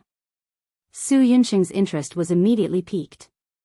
After all, other than his comrades, to be able to meet a fellow Han here was still very delightful. I can be considered half Han. My father was a Ming dynasty man. Later on, he met a grassland woman and settled down here, giving birth to me. The old man said somewhat embarrassedly. After all, in that era, if one's blood wasn't pure, then one was a mixed blood. People would look down on them. I see. Su Yunsheng didn't have any intention of looking down on the old man. On the contrary, he was very curious about the old man's behavior in front of him. He had a feeling that this old man had some stories. Old brother, I wonder if you can tell me your name? Name? The old man said meaningfully. Then, he sank into his memories for a while before saying, this old man's Mongolian name is Zhang Shibao, Han name is Zhang Shibao. So it's old Master Zhang. Nice to meet you. Su Yunsheng very politely clasped his fist and didn't mention the old man's Mongolian name. He only said that it was a Han name to express a kind of closeness. Then, he said something that shocked Yan De and the 2 bodyguards behind him. This little one's name is Su Yunsheng. I'm the battalion commander of the mercenary scouts under the Duke of Loyalty. Su Yunsheng actually directly revealed his identity. This was definitely not allowed by the rules of the scouts. Unless it was one of their own, as a scout, he absolutely couldn't reveal his identity. As the battalion commander, it was impossible for Su Yunsheng not to know this. But he still did so. Naturally, Yan De and the two bodyguards were puzzled.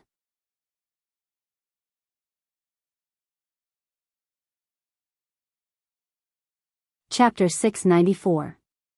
Naturally, Su Yunsheng had his own reasons for saying this. First, he found that this old man named Zhang Shibao was very honest. Otherwise, even if he saw through it, there was no need to say it. Because sometimes, a wrong word could cost one's life. Secondly, he felt that Zhang Shibao still had a good impression of him, or rather, of Ming Ren. Third, even if he made a wrong judgment, he was confident that he could make the other party stay and not let the news of him appearing here spread. Since that was the case, there was no harm in directly revealing his identity. It had to be said that Su Yunsheng's courage was quite big, and this time, he made the right bet. Just after he reported his true identity, Zhang Shibao changed his unhurried expression and suddenly said with a shocked expression, "The Duke of Loyalty and Courage of the Great Ming Dynasty? Is it the Duke of Loyalty who is known as the God of War and defeated the Great Army?" Zhang Shibao also knew the name of the God of War. At that time, Yang Qindong had won against many and defeated Yi Xian. Because of this, his name was spread throughout the Mongolian grasslands. It was normal for Zhang Shibao, who had Han blood, to know about it. Yes. When Su Yunsheng answered this question, he was also very formal, and his expression was very respectful. It was like the officials of the Ming dynasty were respectful when talking about the emperor. Is it really? The God of War is coming to the grassland? Zhang Shibao was a little excited. He stretched out his arm and grabbed Su Yunsheng's arm. Yes, the God of War is not only coming to the grassland, but he also wants to build a city here. He wants to change the pattern of war here. He wants to create better living conditions for the Han people here. And Argamaki is his next target. He wants to occupy this place and rebuild it. At that time, you will be very happy to live here. Su Yunsheng felt that Zhang Shibao was really excited, so he simply told him about his mission and Yang Qindong's current goal. It seemed to be a secret, but after tonight, everyone would know that Yang Qindong had occupied Arakamaki. It was no longer a secret. Su Yunsheng told the truth, which surprised Zhang Shibao and made him very excited. Good, that's great. After saying, good, 3 times in a row, Zhang Shibao's eyes actually held a trace of tears. Obviously, this news really made him very excited. Su Yunsheng was also excited and happy as if he had been infected. Look, this was what the people wanted. The 6th young master hadn't done anything yet, but his appearance had already made an old man like Zhang Shibao so happy. Once a big city was built here, there would be even more people who would be happy. Once he had the support of the people, what was there to worry about? That's right. With the arrival of the war god, the future of the Han people will be much better. As long as they abide by the law, they will be able to live a better life than before. This should be what everyone wants to see. Su Yunsheng nodded and continued with the idea of praising the 6th young master. Zhang Shibao's eyes lit up when he heard that. Then, he repeated thoughtfully, can the Han people really live a good life? Of course.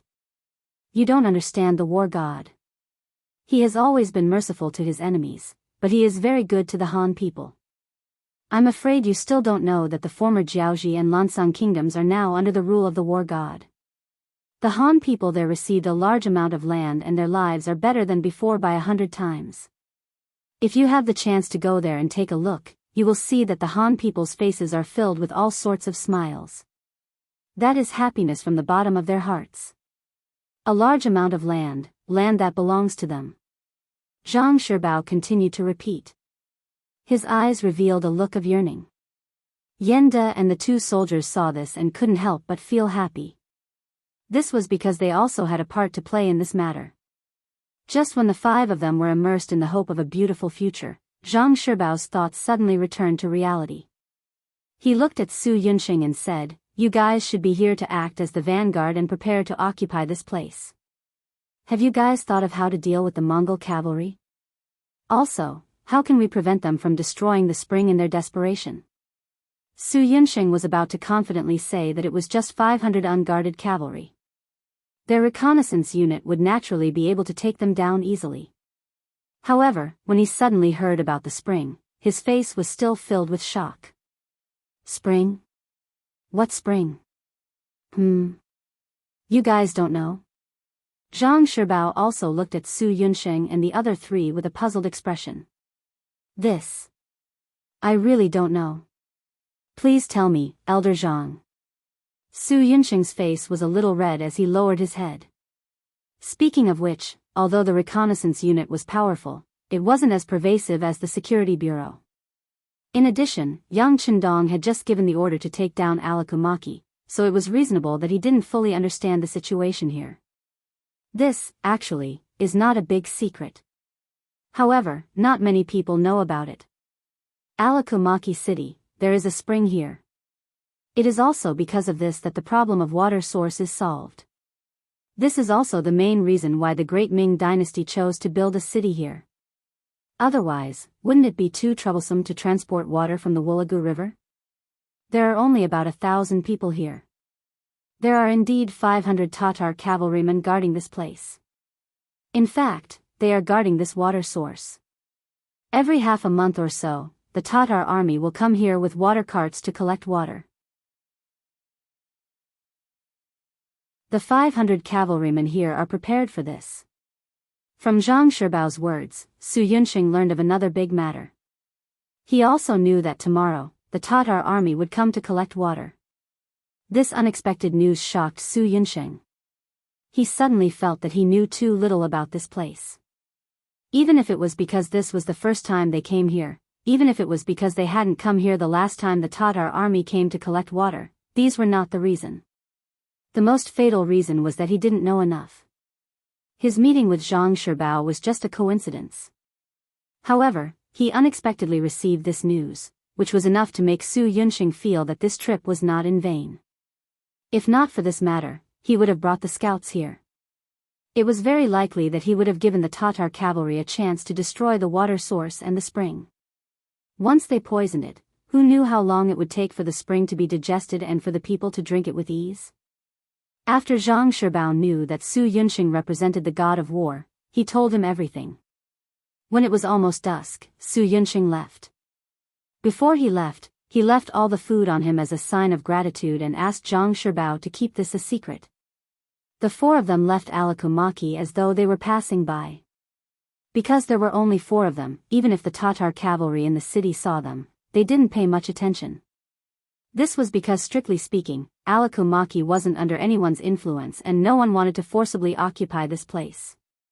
After Su Yunxing and the other 3 left Alakumaki, they immediately rushed to the command center. After dinner, they appeared in the headquarters. Su Yunxing hurriedly went to the command center to meet Yang Chendong. The matter of the spring was also somewhat out of Yang Chendong's expectations. Before this, he didn't receive any relevant information. But now that he knew, it was naturally a good thing. Previously, he was still thinking that once the first city was built, it would be troublesome to obtain water from the Wulagu River.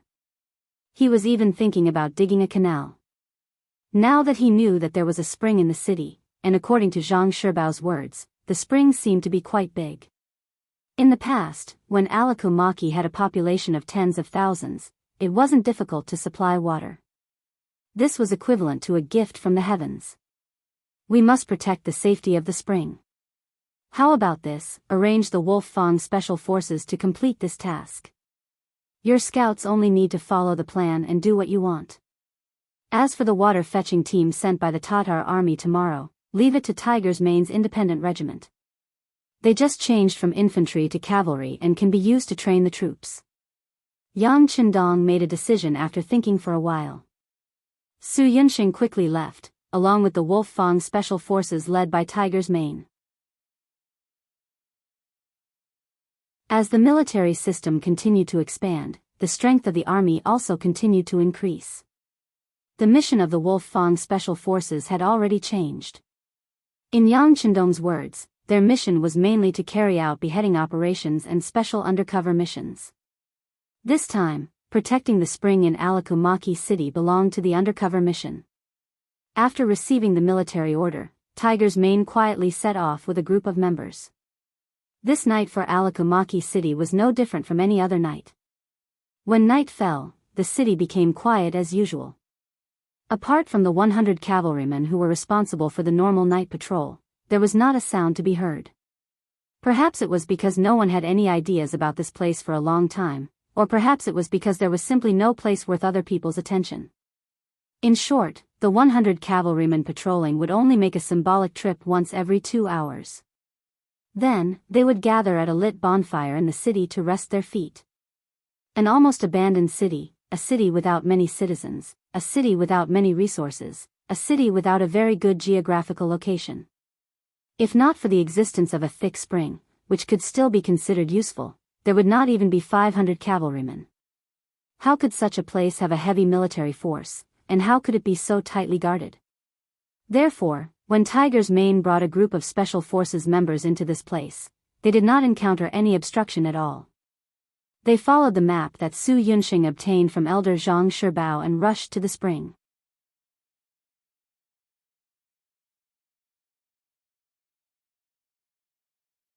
Chapter 695. The mouth of the spring was located in the middle of a courtyard that was not small. Rather than calling it the mouth of the spring, it would be more accurate to call it a well. Just beside the mouth of the spring, there was a pond in the courtyard. It was already filled with water and looked extremely clear. At night, a bright moon hung upside down in the water, giving people the feeling that they could fish the moon out of the water. Tai Hu and the others came to the high wall beside the small courtyard from all directions. Each of them was like a nimble fox, not making any sound or movement. After they observed closely from the surrounding rooftops, they noticed that there were dozens of breathing sounds coming from the row of houses beside the pond. Some were light, some were heavy, but most of them seemed to have entered a state of sleep. Since Zhang Shibao said that the Tatar cavalry might drug the mouth of the spring and destroy the water quality here, Tai Hu and the others had to be prepared. With a signal, the 20 members divided into different directions and began to divide the work. Some of them continued to monitor with their guns, some began to enter the small courtyard or the various exits near the mouth of the spring, and some had already jumped off the rooftops and approached the row of houses where the breathing sounds were coming from. Skinny Monkey was the most agile member. He was the first to arrive in front of the houses. Unknowingly, a weapon similar to a modern grenade had appeared in his hand.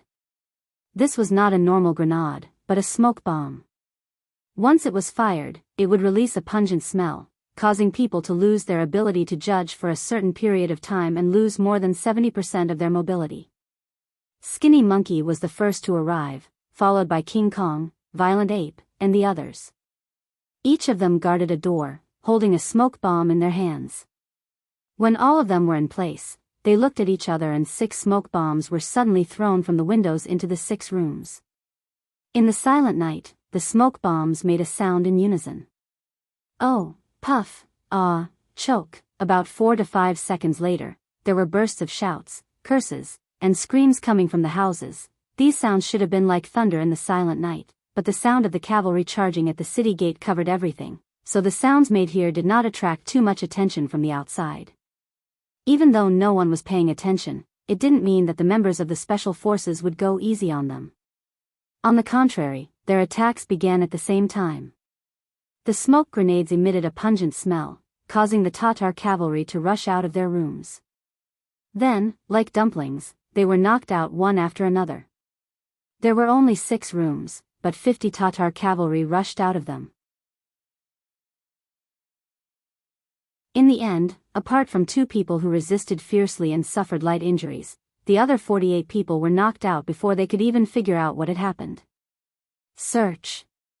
After taking control of the situation, Iron Tiger gave the order. The members of Wolf Fang worked together and quickly found a large amount of poison in the room. Among them, they found a lot of arsenic, nux vomica, and other things. These things melted in water, and after being consumed, they would appear to be poisoned. It was hard to imagine what would have happened if Su Yunxing hadn't found out about it. If the mercenaries didn't know that the water source had been destroyed, what would have happened after the army drank the water? Come, bring the 2 wounded over here and let them drink the water in this pool. Iron Tiger was shocked and a little angry. Looking at the 2 wounded Tatar cavalry, he couldn't help but feel angry. If the 6th young master hadn't said that building the city required too much manpower, he would have killed them. But he could avoid the death penalty, so let them taste the water. If there really was a problem, they could only blame their bad luck. There was no time to poison them, or it could be said that they didn't think that someone would target them, so there was naturally no problem with the water. The 2 Tatar cavalry calmly drank the water. Seeing that everyone was safe, Iron Tiger let out a sigh of relief.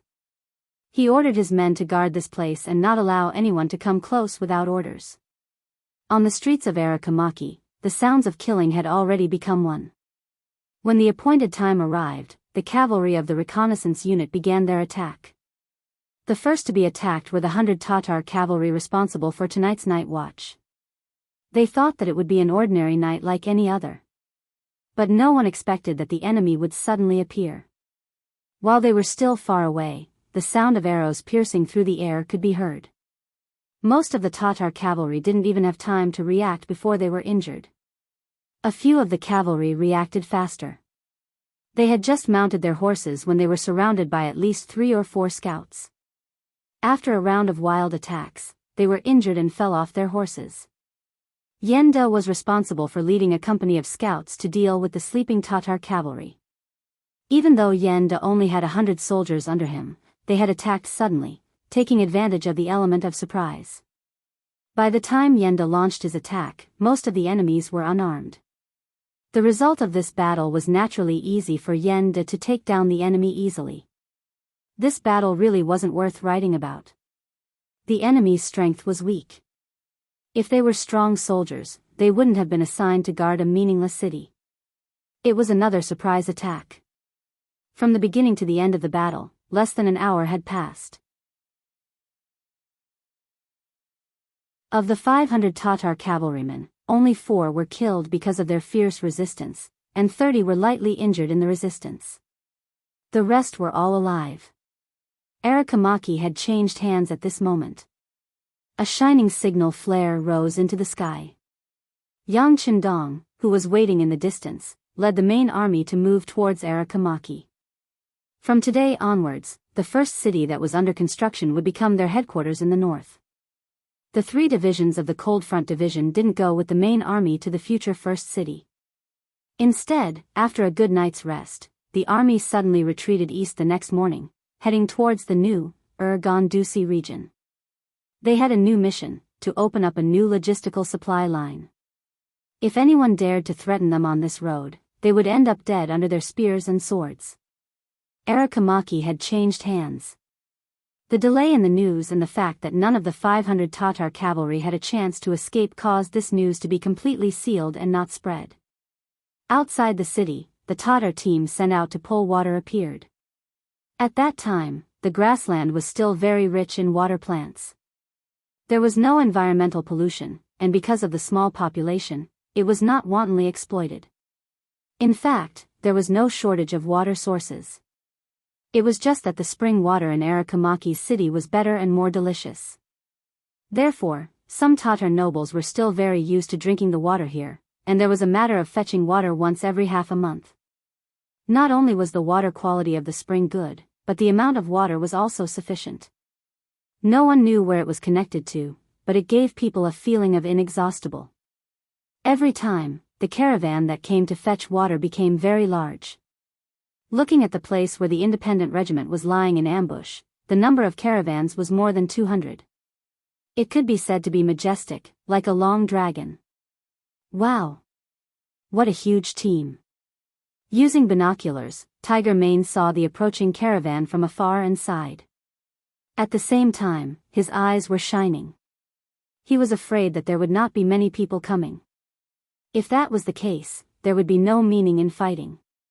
Reporting to Commander, the scouts report that the enemy has a total of 200 carriages, 5,000 civilians, and about 1,000 cavalry. Deputy Commander Xian Honghai lowered his voice and came to Tiger Mane's side to report. Xian Honghai, the deputy commander of the independent regiment, was from Qiqian City. He had been an auxiliary soldier, cold front squad leader, platoon leader, and company commander. Later, because of his courage and calmness, he was chosen by Yang Qindong and transferred to the independent regiment to assist Tiger Mane in his daily work. Because of Tiger Mane's multiple identities, when he was not around, Xian Honghai was mainly responsible for the regiment's work. Only 1,000 cavalry? Tiger Mane, who was originally eager to give it a try, was like a deflated balloon. His fighting spirit was reduced by half in an instant. He originally thought that it would be the enemy cavalry, but he did not expect that there would be 5,000 civilians. In this way, this battle really did not have much of a start. If they were not evenly matched, it would not show the strength of the independent regiment, right? This was the difference between mercenaries and other armies. Other people were afraid that the opponent was too strong and would be dangerous when fighting. However, when it came to mercenaries, they despised the opponent for being too one-sided. It would not be satisfying to fight, and it would not show their strength. With only 1,000 cavalry opponents, Tiger Mane felt dispirited. When he looked at Xian Honghai, who was unusually excited, he decided to do him a favor. All right, Deputy Commander Xian, the command of this battle will be handed over to you. But remember, the 5,000 civilians cannot be hurt. Young Master wants to build Shur City, so he needs a lot of manpower. These are all good laborers. Understood, please rest assured, Commander. Xian Honghai patted his chest and said with a face full of assurance. Then, he turned around and left, as if he was afraid that Tiger Mane would change his mind if he stayed any longer. Tiger Mane was Yang Qindong's subordinate, so naturally, he did not have to worry about being promoted. Xian Honghai had relied on his own hard work and ability to get to where he was today. Although he was only in his early 20s and could be considered a relatively young deputy commander, since he was born in the cold front, the world in his heart was much bigger than that of ordinary people. His dreams were also much broader. After receiving the military order, Xian Honghai immediately called over the 10 battalion commanders who had just been reorganized from infantry to cavalry. Commander has already handed the battle mission to me. Now, I order each battalion to send out 100 cavalrymen to attack the enemy's cavalry with me. The other cavalrymen will be responsible for guarding the 5,000 civilians pulling the water wheel. Since the enemy only had 1,000 cavalrymen, in order to train the ability of his subordinates, he naturally would not send out too many cavalrymen. Only when the number of soldiers was equal could it be a form of training. A battalion had 400 people, but only 100 of them could go out. This made the 10 battalion commanders somewhat unhappy. 2 of the young and energetic battalion commanders clamored that they would send out their own battalion to ensure that they could deal with the enemy's 1,000 cavalrymen.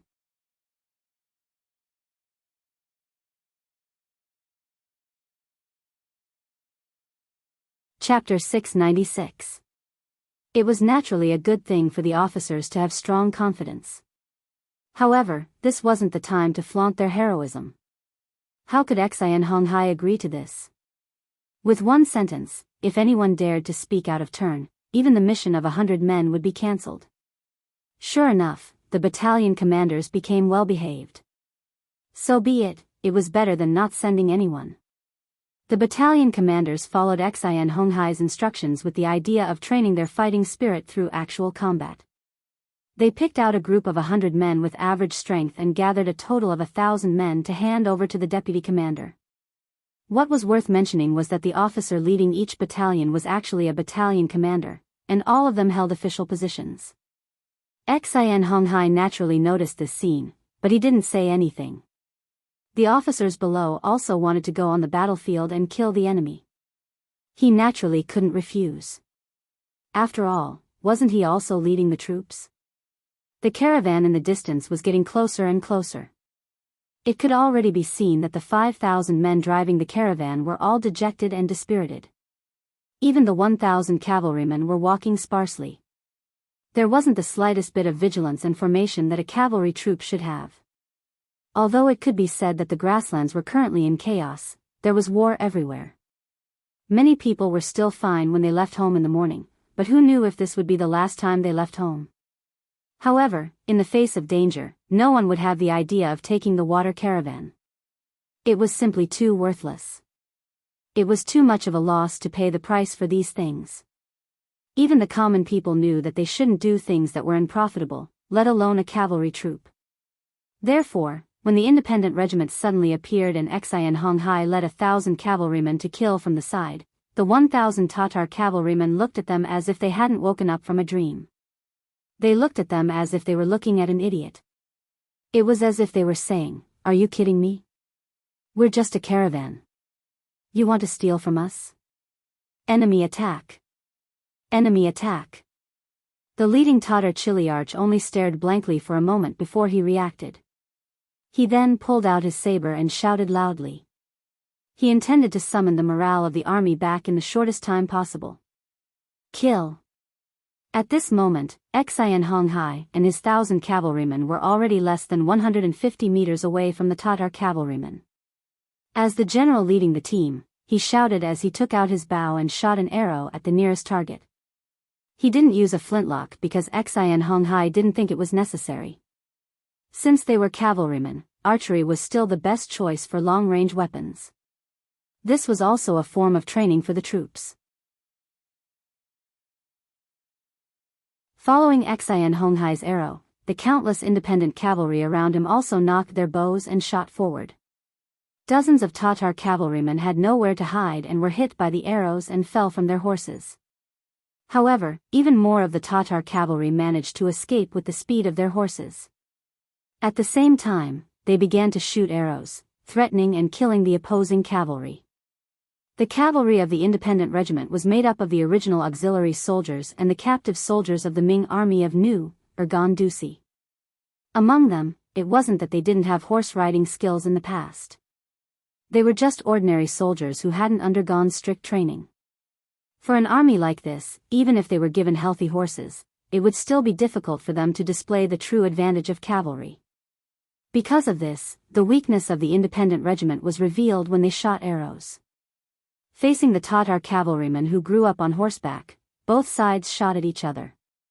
After a short while, the unprepared Tatar cavalryman began to gain the upper hand. Out of the corner of his eyes, he saw his own soldiers being shot by arrows or falling off their horses. In a short period of time, about 100 people were injured or died in battle. Xian Honghai clenched his teeth in heartache. He finally realized that his cavalry was still lacking in many aspects. "No, we can't go on like this." A voice sounded in his mind. Xian Honghai was very clear about the strength of his cavalry. Most of them were like ducks being forced to perch on a perch. They lacked the time to break in with their horses and the time to train on horseback. Especially when it came to archery. Whether it was shooting moving targets or moving arrows, they were still very weak. It was expected that cavalry would be at a disadvantage when shooting at each other. Rome wasn't built in a day. Powerful military combat ability wasn't something that could be trained in a single battle. In order to reduce losses, the soldiers had to have more opportunities to train and survive. Xian Honghai made a decision. He shouted loudly, "All battalion commanders, charge with me." Close combat. With Xian Honghai as the leader, he brought 10 battle-hardened battalion commanders to close in on the Tatar cavalrymen from all directions. Under their lead, more and more soldiers stopped taking out their bows and followed behind the officer. They dodged the arrows and closed in on the enemy cavalrymen. Tiger's Mane was looking at everything that was happening in the distance through his binoculars. His expression was stern. When the 6th young master said that he wanted to give this mission to them to train and strengthen the ability of the independent regiment to fight on horseback, he was still a little unconvinced. Previously, their independent regiment had used infantry to defeat cavalry at the short stone pile. Now that they were cavalry, how could they not defeat cavalry? Reality gave Tiger's Mane a big slap in the face.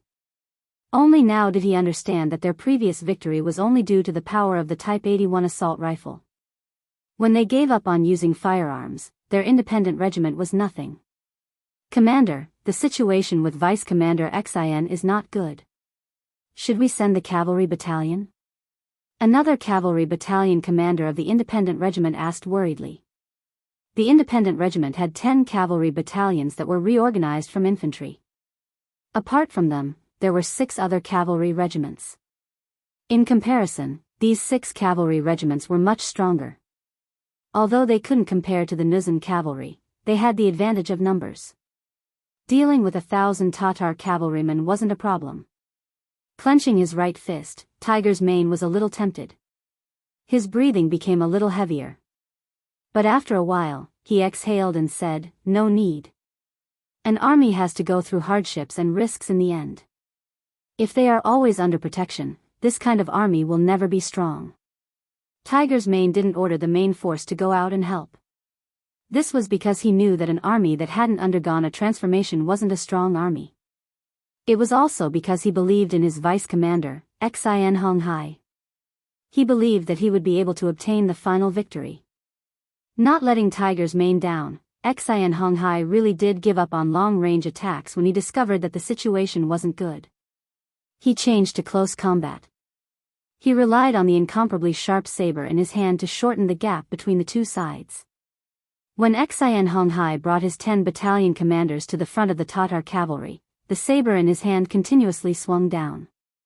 The enemy's cavalry formation that had just gathered was scattered. The advantage of archery was suppressed. Taking advantage of this opportunity, more and more of the independent regiment's cavalry rushed over. The situation began to turn in their favor. The soldiers of the independent regiment couldn't be more familiar with the saber training. When they didn't have war horses, one of the things they had to do every day was to hack their saber 1,000 times a day. Because of this, countless soldiers' right arms swelled up. Some even fainted on the training ground.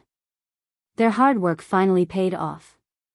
Under the supervision and urging of their commander, Tiger's Mane, vice commander, Xin Honghai, and other officers, the soldiers swung their sabers quickly and powerfully. Now that they had changed to close combat, their hard work finally paid off. Ding ding dang dang. The sound of metal colliding rang out. Weapons collided with weapons, and the two sides that were previously suppressed entered a stalemate. This stalemate didn't last long. As the sabers continued to collide, cracks began to appear on the sabers of the Tatar cavalry. The quality of the weapons became the biggest factor that affected the outcome of the battle. Finally, after 7 or 8 clashes, the sabers in the hands of the Tatar cavalry began to break more and more. Both sides were riding horses, both were cavalry, and both sides were moving at the same speed. One side had weapons, while the other side only had a broken saber that couldn't threaten the life of the other side. The result was already predetermined. Retreat. Seeing the sabers in their hands break one after another, the arrogant Tatar cavalry's expression changed greatly. They turned around and fled. They had already seen 200 water carts and 5,000 civilians being controlled by the enemy. Knowing that the difference in numbers was too great, they finally decided to retreat. They had to inform the generals of this news. The Tatar cavalry fled. They used horse riding skills that were more skillful than the independent regiment's cavalry to escape. All that was left for Xin Honghai and the others were the horses' tails and the backs of the Tatar cavalry. Although the Tatar cavalry fled and the independent regiment seemed to have won, when the final statistics were tallied, they discovered that they had lost more than 100 soldiers and more than 300 were injured. However, the number of enemy cavalry that remained was less than 200. This was the first time since the establishment of the mercenary regiment that they had such a ratio of battle results and casualties. Of course, this was the first time that the results were the worst. Because of this, Xin Honghai brought 10 battalion commanders and more than 800 cavalrymen, who were either injured or uninjured, to the commander of Tiger Brilliance and asked for forgiveness. "You don't need to ask for forgiveness from me. You should ask for forgiveness from the more than 100 comrades that have already died. With the same number of soldiers, you suddenly killed your way out and took the initiative. However, the battle was actually so tragic. You can conclude it yourselves. Tiger's man said with a cold face. After saying this, he brought the 200 water carts and the 5,000 civilians that he had just captured and headed to the beginning city. As the commander of the independent regiment, he had to bear the main responsibility for today's battle. He had to personally ask for forgiveness in front of the sixth young master. Aramadki had been officially renamed as the beginning city by Yang Chendong. After the name change, the city seemed to be glowing with youth. The city was bustling with activity.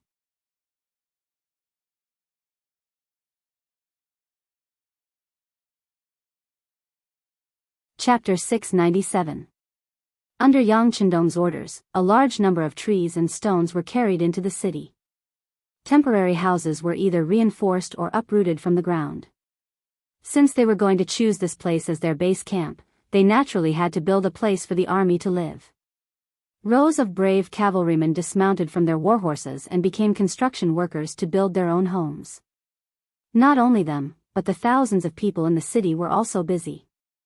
Among them, except for the children, everyone else joined the army to build the city. The old men and young men worked with the mercenary soldiers and could earn 1 or 2 taels of silver every day. This was naturally a great temptation for them. Even the women entered the logistics camp to help cook. In this way, not only could they eat 3 meals in the army, but they could also earn half a tael of silver a day. This was an unprecedented good thing. For the thousands of people in the city, silver was a very distant thing. They almost did not have an impression of it. The daily necessities were the men hunting and the women mending clothes. They were barely able to survive and not starve to death. But now, the appearance of the mercenary army gave them new hope. They were already fantasizing that with enough silver, one day, they could buy the good things that they had always wanted to buy but did not dare to buy. Perhaps when that day came, they would also be able to live a decent life. Yang Chendong had never lacked silver. The creativity of Crimson City had surpassed any force. The Outer Heaven Trading Company had also become the richest trading company in the world. The rare goods from their hands had now been circulated to the 5 continents and 8 places. Even among some unfriendly forces, they did not openly exclude Yang Xie's goods. After all, there were some things that even the aristocrats and royalty liked. Once they were openly excluded, they would no longer be able to get the goods that they liked and the items that could make their quality of life reach a higher standard. As the saying went, it was easy to do things with silver. Yang Chendong firmly believed that when a large sum of silver was spent, it would attract more people to come to the beginning city, either to work or to settle here. It would not be long before this place would become a big city, a strong city. Since it was called First City, Yang Chendong had a certain idea and hope in his heart. He wanted to build this city into one of the largest cities in the vicinity. In order to achieve this goal, he had to expand the original area of the city to more than 10 times its original size. This required an astronomical number of workers. Just as he was thinking about the lack of manpower, Tiger's mane arrived. Yang Chendong laughed heartily when he heard that. Very good. Arrange for them to start working immediately. Oh right, in order to let them put in all their strength to the maximum, you can tell them that if they perform well, not only will they regain their freedom, but they will also be paid several times more than outside.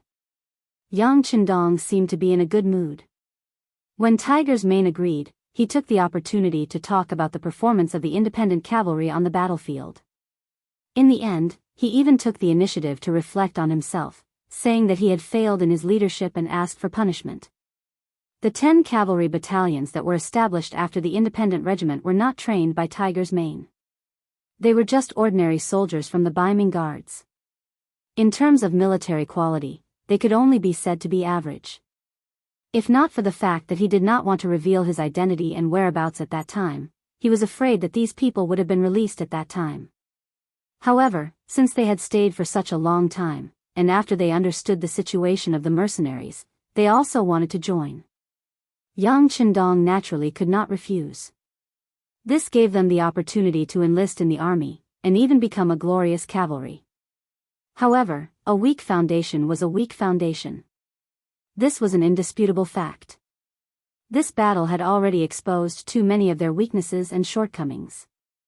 Normally, if it were any other general, they would have given up on this kind of army. After all, training a qualified cavalry required a lot of energy and financial resources. Even training an excellent cavalry required more time and effort than training 5 infantrymen. However, since they were fated to join the mercenary army, Yang Chendong couldn't just leave them be, based on the principle of not giving up on them. After thinking for a while, he took the initiative to say, "How about this? I will give you a month. In this month, unless the situation is urgent, I will not arrange any combat missions for these 10 battalions. After a month, there will be an assessment. Those who pass can stay, and those who do not pass will be given a toll to leave the army." No matter what, these cavalry soldiers were still Han disciples. Just based on this point, Yang Chendong was worthy of giving them a chance. Tiger's Mane was originally worried that the 6th young master would be angry at their failure to fight and directly dismiss the soldiers who had just become cavalry soldiers. After all, in the army, survival of the fittest was too common. If that was the case, as the commander of the independent regiment, he could not say anything. Fortunately, the 6th young master still remembered their old friendship and promised to give his brothers a chance to become stronger. He immediately respectfully saluted, "Thank you, young master. I thank you on behalf of the 4,000 brothers." Haha. Seeing that Tiger's Mane was sincerely thanking him, Yang Chendong's expression turned serious and said, "What I want is not gratitude. I want them to stay after a month." "Yes." Tiger's Mane saluted again and decided by vote. The order was passed to the army. When the 10 new cavalry battalions of the independent regiment heard the final decision of the 6th young master, many people's eyes were bloodshot. They knew that the best and possibly the last opportunity in their lives had come. An opportunity that could change their lives had come. Perhaps in the past, their abilities were really ordinary, or could even be described as very weak. But that was only because of the military rules. In that kind of environment where everyone was just muddling along, even if you wanted to show off, there was no chance, let alone any conditions. Think about it, an army that could barely fill their stomachs, what kind of strong combat power could they rely on? But now, their eating, drinking, and pooping were not a problem. They did not even need to build a city like the 2 reinforced cavalry regiments and the Nuzhan cavalry regiment. Instead, they only needed to focus on training. In such an environment, if they still couldn't raise their strength within a month, then they were really trash. They really didn't deserve anyone's sympathy and understanding. Although they still could not be like the Nuzhan cavalry regiment in a month's time, they were at least stronger than ordinary cavalry and reached the standard of second-class cavalry. With this belief, the independent regiment went out of the city to train every day at dawn. They would only return when the sky was completely dark and they could not see. Then, after dragging their tired bodies to eat a full meal, they quickly entered the temporary barracks to rest. They trained for at least 12 hours every day, but no one complained about being tired. They were all working hard to change themselves and improve themselves. The independent regiment was changing at an astonishing speed. Just like them, the beginning city was also changing day by day. When the simple barracks were built, Yang Chendong gave another order. Some of the old houses in the city were demolished one after another. The stones and wood that were taken down were used to build the outer city wall. In Yang Chendong's eyes, most of the original buildings in the city were not up to standard.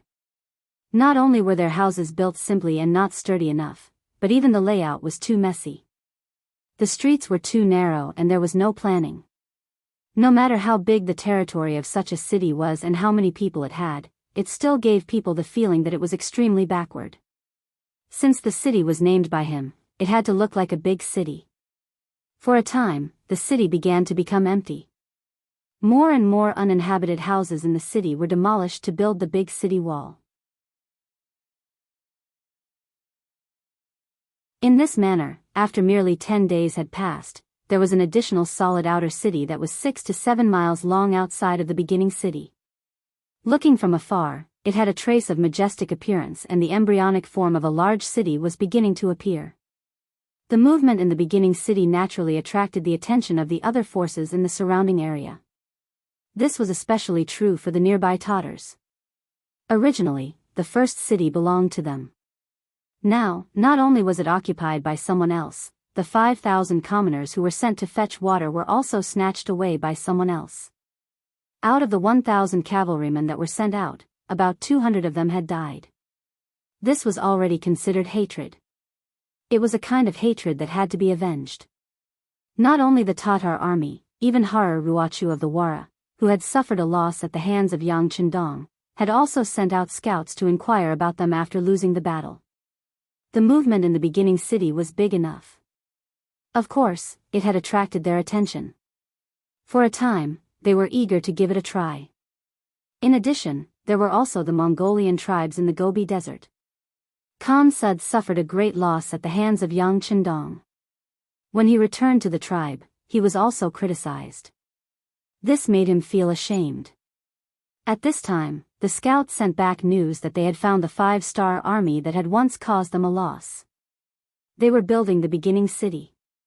But at the same time, there was another piece of news. That was, the 5-star army was actually a mercenary army. Their leader was the war god of the Great Ming Dynasty who had defeated the leader of the Wala, Yes Hen. He was the Great Ming Dynasty's Duke of Loyalty, Yang Chendong. The 5-star army was a mercenary army. The army that was building the beginning city was a mercenary army. When this news was intentionally released by Yang Chendong, it quickly shocked the area. Some of the forces that were originally eager to make a move couldn't help but suppress the idea of making a move. They decided to wait and see first. Who was Yes Hen? Presumably, there was no one in the grassland who didn't know about him.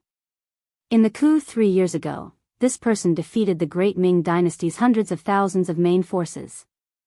At one point, he almost breached the capital of the Great Ming Dynasty. How glorious was that? However, such a powerful person with a powerful cavalry team was still defeated by a Han scholar in his early 20s.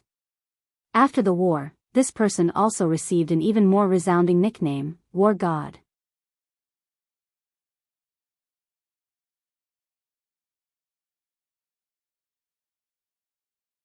Chapter 698.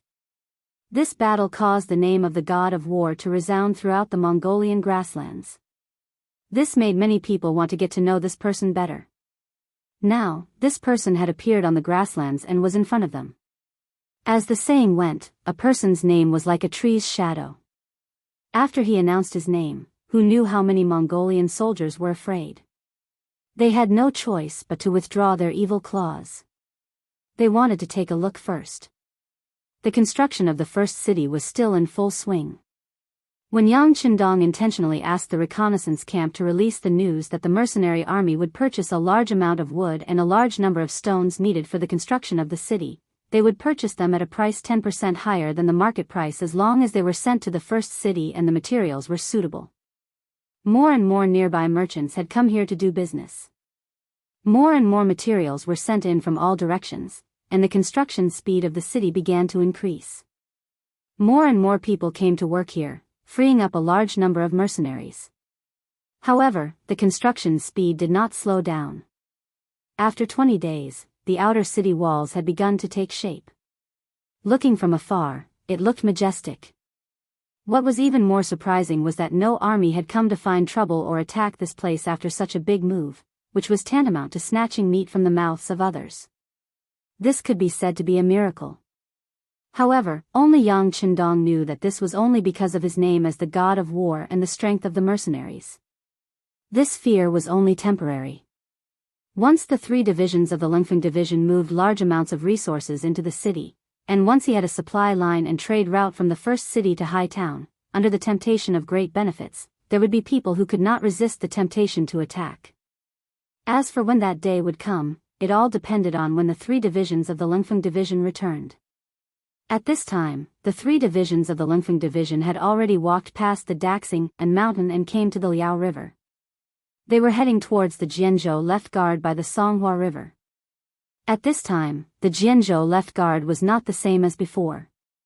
First, the 2,000 cavalrymen led by Liang Xian and Wei Zhen were destroyed. Then, Tang Longtian led 2,000 infantrymen and disappeared by the Liao River. Their strength had been greatly reduced. For this matter, the commander of the Imperial Guard, Agila, sent someone to ask for help from the general of the new, Gandu, who was also the Du commander Song Quan. The people had been sent out, but it would take some time to get a result. It was at this moment that the 3 divisions of the Cold Front Division suddenly appeared in the vicinity of the Jianghu left guard. When they heard the news from their scouts that an unknown but massive army was passing through their territory, how could they not be alarmed? Ever since Commander Liang Xian was informed of the incident, Abdullah had sent many people to investigate the situation. At one point, the incident had even alerted the embroidered uniform guards stationed in the new, Gandusi region. It had to be said that this organization was very capable. After they began to pay attention to this matter and sent people out, the news quickly spread that this incident was most likely done by the 5-Star Army. The 5-Star Army's actions in the new, Gandusi region were indeed very low-key. Perhaps many people didn't take them seriously. However, what did the embroidered uniform guards do for a living? They were good at grasping details. When they were certain of something, they could even fabricate details if there weren't any. Not to mention, the 5-Star Army had thousands of brothers. They had long taken note of such a force, but they didn't pay attention to the high level. After visiting, the embroidered uniform guards first locked onto Ding Shan, who had made a deal with the vice-chiliarch of the Twin Cities Guard, Zhang Mingji. After drawing a sketch of this person and comparing it, the name of the 5-Star Army's reconnaissance company commander came out. Everything was settled. After the incident was reported, the 5-Star Army became the main opponent of the Baiming Guard's army. They were an existence that everyone wanted to kill. However, for some reason, the targets suddenly disappeared. It was as if they had evaporated from the world. They couldn't find their location. Speaking of which, since they couldn't find the 5-Star Army, they could only continue to investigate. At this moment, the 3 divisions of the Cold Front Division appeared. They didn't have the slightest intention of hiding and walked out openly. Not only that, but they even headed straight for the Jianghu left guard's base. Their target was so clear that it gave the guard commander Abdullah a fright. Abdullah ordered his men to close the city gate, which wasn't too tall or too big, while gathering more than 1,600 infantrymen. He personally went up the city gate tower and watched the army slowly approaching from afar. Cold sweat kept dripping down his forehead. As mentioned before, Abdullah was good at fighting. He had relied on his own abilities to reach his position. It was precisely because of this that he was different from those who had inherited their official positions. He had a more precise ability to judge and analyze the battlefield. When he saw the 3 divisions of the Cold Front Division approaching from afar, his intuition told him that if both sides were to fight, he wouldn't be a match for them. At the thought of this, more cold sweat dripped down his forehead. He thought to himself, what's going on? Why did a force that didn't belong to us suddenly appear? How come I didn't know about it at all? The 3 divisions of the Cold Front Division didn't advance slowly. They were all cavalrymen, so they could maintain their speed to the greatest extent. In addition, Yang Chendong had ordered them to make a big fuss, so they didn't have to hide anything along the way. Their speed became faster and faster. The army that was still far away soon arrived at the foot of the Jianghu left guard city. The 2nd Regiment, which was in charge of the vanguard, also arrived at the foot of the city and began to get into formation. Chen Bo, who was the regiment commander and the political commissar of the 3 divisions, was the first to leap out of his horse. When he looked up, he saw Abdullah looking at him from top to bottom. The 2 people's gazes met at this moment. After about a breath of time, Chen Bo took a loudspeaker that could be used as a loudspeaker and began to loudly shout, "The generals on the city walls and the soldiers of Northern Ming, listen up. I am an officer of the mercenary army under the command of the Duke of Loyal and Bold of the Great Ming. This time, I came from afar without the slightest bit of malice. I just want to borrow your path. As long as you don't act rashly, your safety can be guaranteed." Chen Bo stopped after shouting this sentence twice. Under his signal, a bow, an arrow carrying a letter was shot up the city wall tower and landed at Abdullah's feet. The great Ming dynasty's Duke of Loyalty and Courage? Abdullah muttered something under his breath as he picked up the bow and arrow that had fallen to the ground. He then opened the letter and read it. The contents of the letter were even more detailed and confirmed what Chenbo had said earlier. When the great Ming dynasty's Duke of Loyalty and Courage heard that the Walla in the north intended to invade the border, he had already arrived at the grasslands in the north. He wanted to build a rear base called Shur City there. However, considering the shortage of supplies, he needed a sufficiently safe logistical path. Thus, he chose the new, Gandusi area. The Jianghu left guard city's defensive position happened to be on the chosen supply route. The introduction in the letter was quite detailed. It explained the cause and effect of the matter very clearly and also expressed a certain degree of goodwill. In other words, they were only borrowing the route and did not have the slightest intention of staying in the new, Gandusi area or occupying a territory.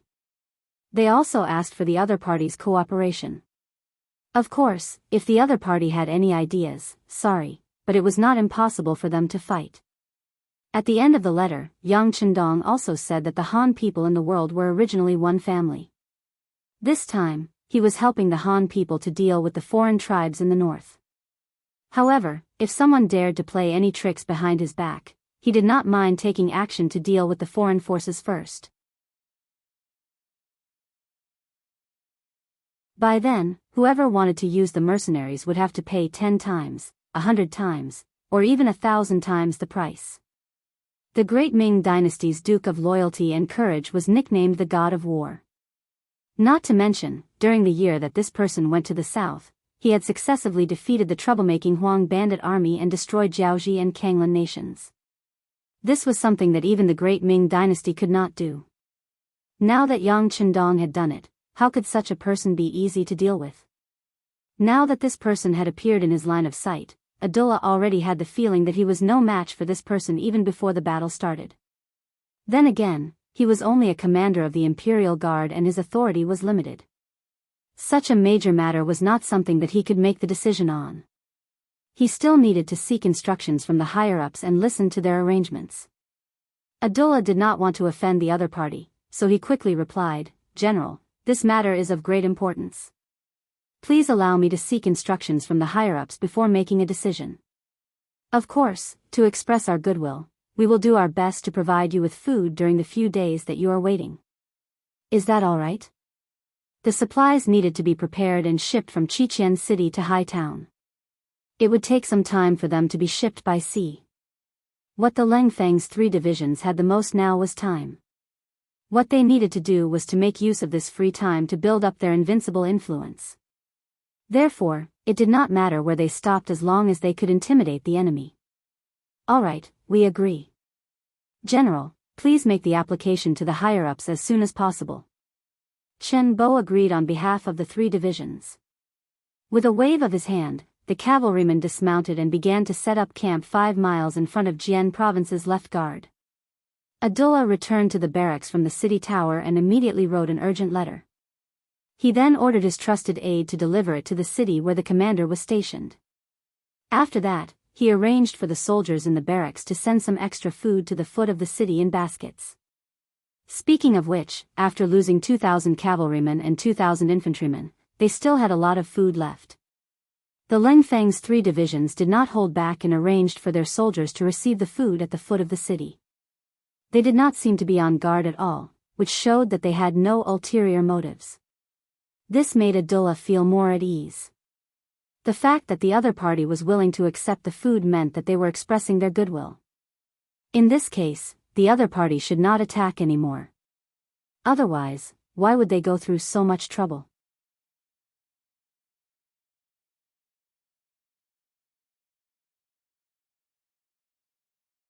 Chapter 699.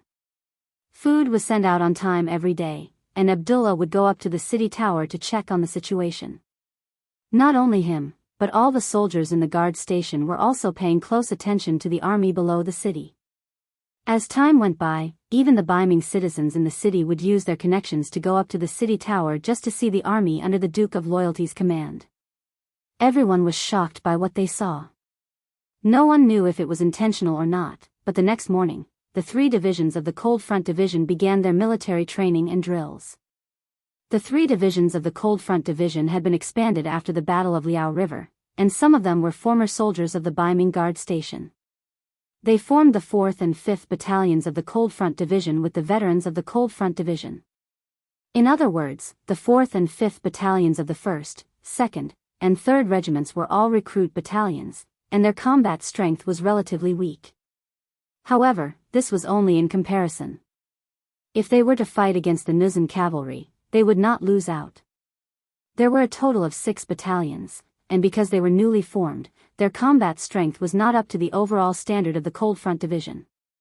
In order to let them catch up in time, Division Commander Wu Sheng and Political Commissar Chen Bo purposely increased the intensity and standard of their training. Now that they had time to stay below the city, of course they would not abandon their training. Not only that, they also increased the intensity of their training. Every day at dawn, the soldiers of the 6 battalions would get out of bed, run a few laps around the camp, and only stop when they had covered a distance of 10 kilometers.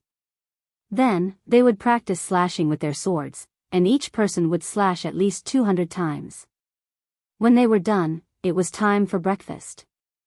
Only then did the soldiers have half an hour to rest. After breakfast, the training continued. Each person would slash 200 times, and then it was target practice. Of course, considering the amount of ammunition they had, it was impossible for them to use live ammunition right away. First, they had to practice various postures.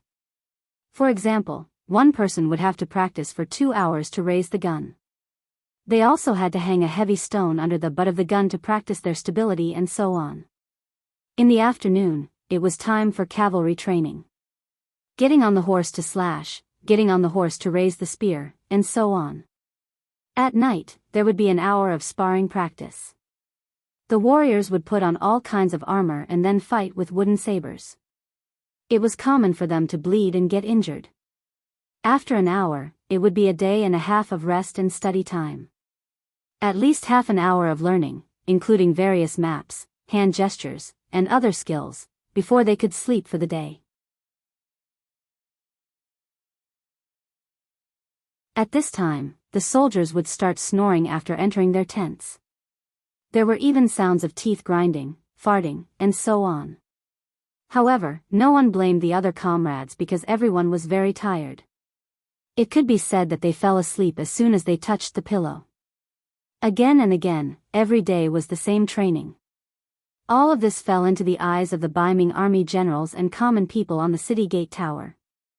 Abdullah had sighed in his heart more than once. This is a strong army.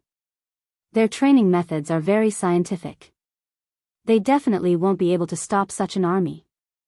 Not to mention that he only had a little over 1,000 infantrymen. Even if he was given 10,000 or 50,000 men, he would not think that he could defeat such a powerful enemy.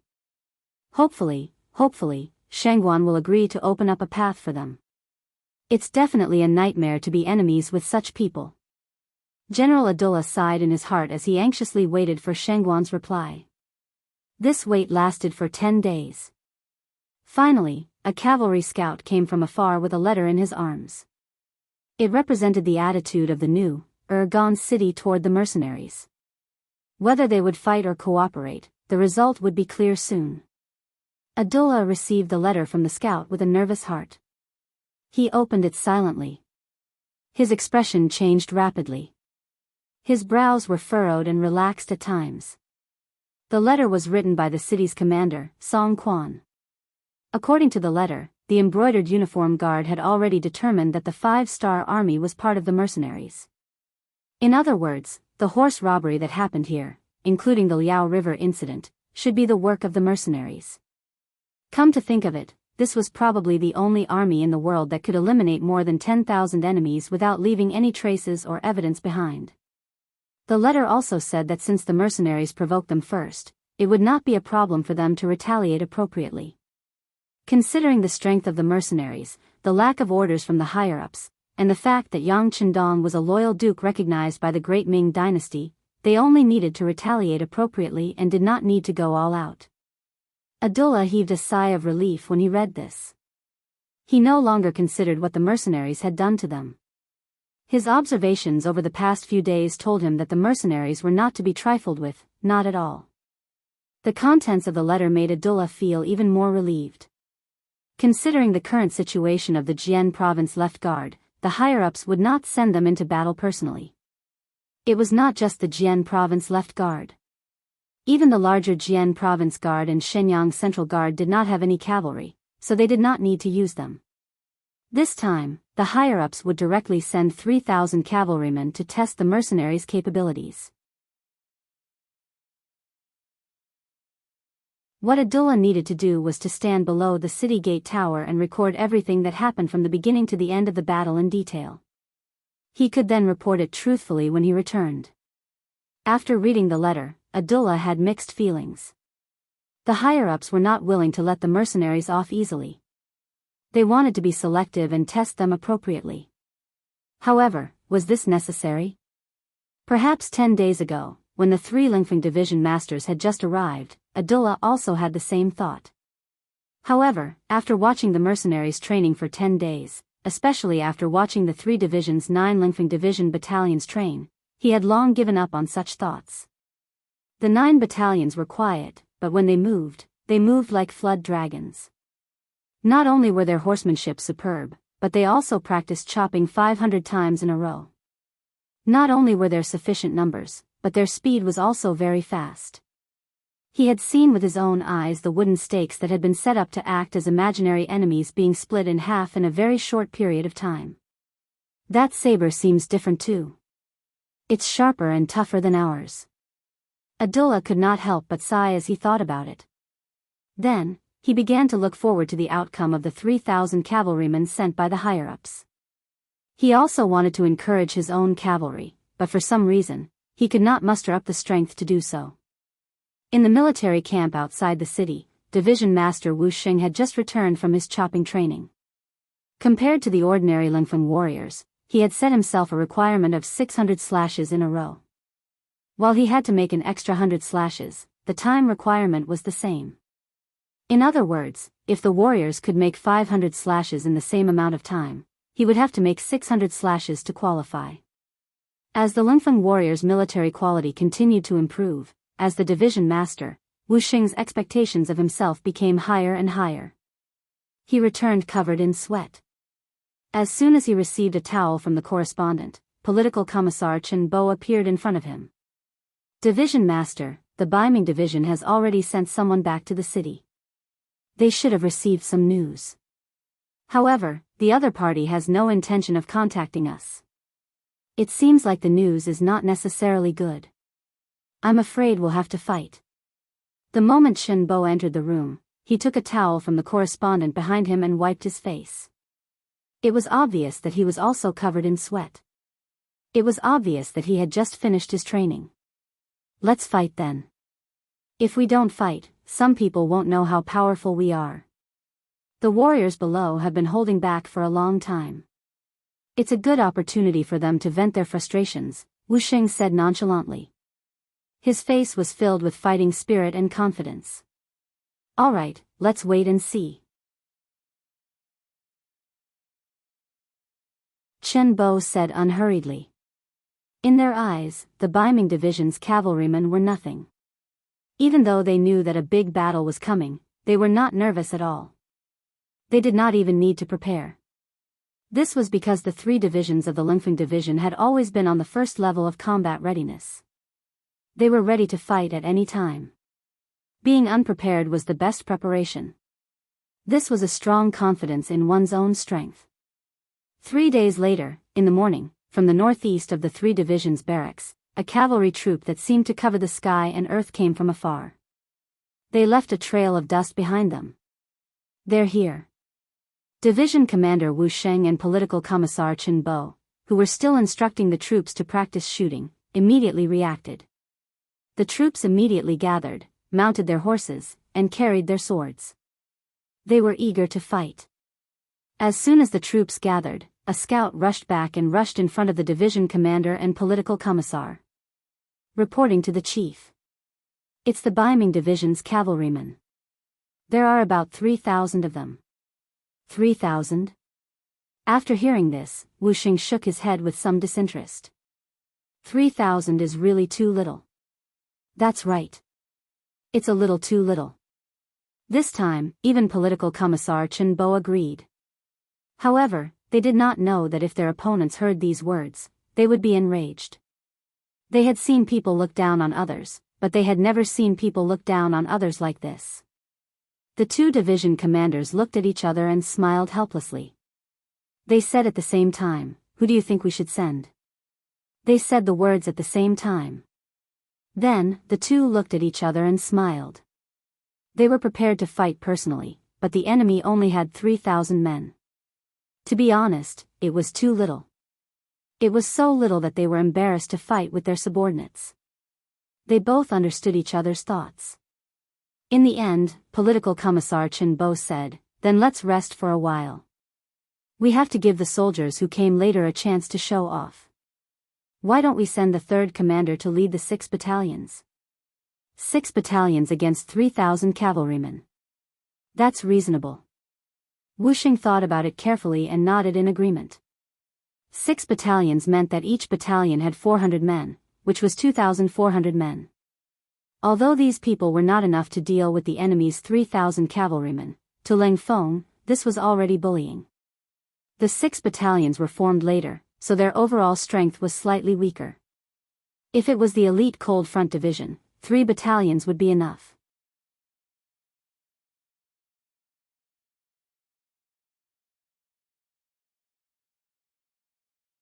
Chapter 700. After the 2 division commanders came to a decision, they called the 3rd Regiment commander, Spring Sun, over and passed on the order. "Regiment Commander Spring, this performance will directly affect whether our supply route will be smooth in the future. It will directly affect the future plans of the 6th young master. This is extremely important. Are you confident that you can complete this mission?" Chen Bo said as soon as he saw Spring Sunday Division Commander Wuxia's words were even more direct. "Spring Sun, if you can complete this mission, then accept it. If not, then go back to your 3rd regiment. I can't wait to do it myself." Hey, what are you two talking about? You can look down on me, Spring Sun, but you can't look down on the soldiers below. I don't mind making a military pledge here. If this battle can't be fought to our heart's content, if it can't go smoothly, if we can't show the might of our 3rd regiment, then I won't be a regiment commander anymore. I'll just be a cook and take the blame for everyone," Spring Sun said excitedly, even throwing out the military pledge at the first moment. It was no wonder that Spring Sun was so excited. He originally thought that this battle had nothing to do with him. He knew that no matter if it was Division Commander Wuxia or Political Commissar Chen Bo, they were both battle-hungry people like him. Plus, they were the regiment commanders of the 1st and 2nd Regiment respectively. There shouldn't be any chance for him to perform in this battle. He didn't think that he, who had already given up hope, would be hit by this meat pie. He was extremely excited and overjoyed. In order to prevent the mission from being snatched by others, of course he would say whatever he could. With the military pledge, Spring Sun could be considered to have accepted this mission. Next, he called the 6 battalion commanders of the newly formed battalions in front of him. Naturally, he gave them another round of encouragement and bold words. The strength of these 6 battalions had greatly increased under the recent training, and they wanted to perform well in a real battle. Now that they had the chance, who wouldn't yell and pat their chest? Immediately, the 6 battalion commanders also made the military pledge. In less than a quarter of an hour, the 6 battalions were ready for battle. At this moment, Wuxia and Chen Bo had already led the rest of the Cold Blade warriors to retreat. They left the stage open and gave Chunyang and the other 6 battalions a chance to perform. Everyone, listen up. Each person only has a chance to fire 3 bullets. Regardless of whether they hit the target or not, they would charge together with their leader. Don't worry, everyone. Bring out the strength you've been training with. It's enough to deal with the enemy. Standing at the front of the group, Chunyang looked at the 6 square formations behind him and shouted in a heroic voice. Kill! Kill! Kill! Behind him, more than 2,000 people shouted in unison. This voice shook the 9 heavens, as if it could shatter the horizon. Above the city gate tower, Abdullah also witnessed the scene before him. When he recognized that the 6 battalions that the mercenaries had sent out were the weakest 6 battalions during the training, he couldn't help but widen his eyes and say, facing a powerful opponent with 3,000 cavalrymen, they send out the weakest ones? And there were less than 3,000 of them? This mercenaries, where did they get their confidence from? It wasn't just Abdullah. Some of the other Kiliarchs and Biyao standing beside him were also confused. Someone whispered, "This is clearly the mercenaries underestimating the enemy. If that's the case, we'll have a good show to watch." That's right. Your mercenaries may be strong, but if you underestimate the cavalrymen of the Biming City Guard, you'll have to pay a heavy price. While the crowd on the city gate tower was still discussing, the 3,000 cavalrymen of the Biming City Guard were getting closer and closer. Their speed was also gradually increasing. It was obvious that the enemy had no intention of stopping. Clearly, they wanted to use this speed to charge in front of the mercenaries and increase the charging force of their cavalrymen. From this point alone, it was clear that the Biming City Guard had no lack of powerful people.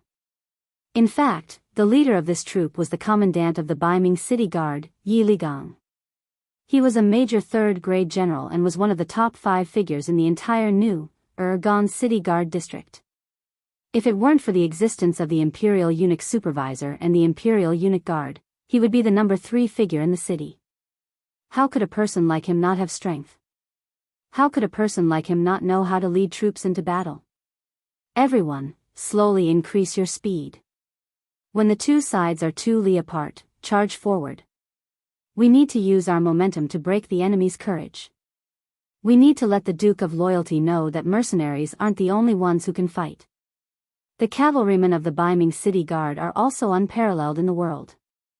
Standing in the middle of the troop, Yi Ligang urged his horse forward as he shouted loudly. He was trying his best to motivate the troops before the battle. Kill! Kill! Kill! The same shout came from the Biming City Guard, but for some reason, it didn't sound uniform. It wasn't as heroic and passionate as the previous mercenaries. Facing the charge of the Biming City Guard from afar, Chun Yang didn't move at all. The 6 battalions behind him didn't move either. They stood there like statues, allowing the enemy to approach them step by step. The distance between the 2 sides was getting closer and closer. 5 li, 4 li, 2 li, when they were 2 li apart, Chun Yang's eyes, which were as dark as the abyss, finally regained some spirit. He shouted loudly. Everyone, listen to my order. Charge! Charge! The 6 battalions responded in unison. Following that, there was the sound of war horses galloping forward, followed by the sound of soldiers pulling the bolts of their guns. When they were 2 li apart, the Biming City Guard began to increase their speed. They kicked up a cloud of dust as they approached, like a monster that could swallow mountains and rivers. Fire! The cold vanguard soldiers raised their arms as they charged forward. This was the result of their constant training with guns. When the military officer gave the order to open fire, thousands of fireballs shot out at the same time toward the northern Ming Dynasty cavalry that was charging at them. Bang! Bang! Bang! Bang! 3 bullets were fired one after the other. Before the enemy could react, the bullets whistled through the air and hit the Biming City Guard, causing blood to splatter everywhere. The 3 shots were quickly fired. The soldiers kept the Type 95 on their backs and pulled out their cavalry swords. At this moment, the distance between the 2 sides was less than 1 li. Next was the bloodiest and most brutal clash between the cavalry swords. The moment when the cavalry collided would always give people a sense of shock. It was like 2 high-speed trains colliding together. The power and destructive power produced would often be very shocking. In such an environment, a person's life would be extremely fragile. An individual's performance would also be minimized. Even a strong person could be smashed to pieces in such a clash. However, even though they knew this common sense and logic, from the Commander Spring's son to the warriors in every squad, none of them were afraid. This was because they had been training for a long time. They were waiting for this moment. They were waiting for this moment to show their strength on the battlefield. This was also the glorious moment when they handed in their exam papers. They were waiting for the clash between the two sides. They were waiting for the moment to show their strength in the battle. Some people were even ready to die in the clash. It might be painful, but it might also be very satisfying. After making all the preparations, the 6 battalions of the Cold Vanguard soldiers quickly approached the Biming City Guard. Everyone's eyes were bloodthirsty. At this moment, no one took their lives seriously. There was only one thing in their mind, and that was to kill the enemy again and again. This was a kind of momentum that was unafraid of death. This was a kind of spirit that was fearless. This was a kind of confidence that could only move forward and not retreat. Under this kind of momentum, the 6th Battalion still maintained their original formation and continued to move forward. Then, there was a flash of cold light. It was like a sharp knife that was about to pierce into the enemy's heart. For this moment, all the soldiers were shouting with all their might. It was as if they didn't do so, they wouldn't be able to increase their strength and vent their powerful momentum. They're about to clash. On the city tower, Abdullah clenched his fists and stared at the scene in front of him. Who was stronger and who was weaker? The answer would be revealed soon. Even though he already knew the answer in his heart, he still hoped that his side would win, even though it seemed impossible. Yes. It was indeed impossible. Just as the two sides were about to collide and were less than 300 meters away from each other, a shocking scene occurred. Like dominoes, the Biming City Guard fell from their horses one after another. In the blink of an eye, over 1,000 men had fallen from their horses. The sudden turn of events caused the originally ambitious General Yi Ligang to turn pale with fright. He suddenly thought of the gunshots he had heard before. Could it be that all of this had happened because of that? Although the new city guard was located in a remote area, they knew that the mercenaries had continuous fire guns. However, that was all they knew. They knew that the Great Ming Dynasty also had firearms and the Divine Arms Battalion, so they didn't think much of it. It was the same for Yi Ligang when he heard the gunshots just now. He had tried firing firearms on horseback before. When the horses were still, they were still somewhat accurate. However, once the horses moved, they would be firing randomly. The effectiveness of the firearms was very limited. It was precisely because of this experience that he didn't think much of the gunshots. However, he suddenly understood that his brothers who suddenly fell from their horses must have been hit by the firearms. But how could there be so many of them? Yes, there were too many of them. Nearly half of the 3,000 cavalrymen died before they could even get close to the enemy. However, this was not the most important thing.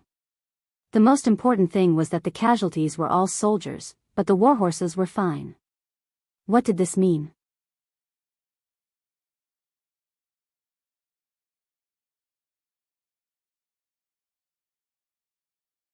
Chapter 701. This meant that the enemy's marksmanship was extremely accurate. Not a single shot hit the ground or hurt the horses. This was a terrifying outcome. If the enemy launched another wave of musket attacks like this, would there still be anyone alive around him? Even if he did, would he be able to survive? At this moment, Yi Ligang was terrified. He instinctively pulled on the reins. He wanted to see what would happen. He did not want to lose his life here.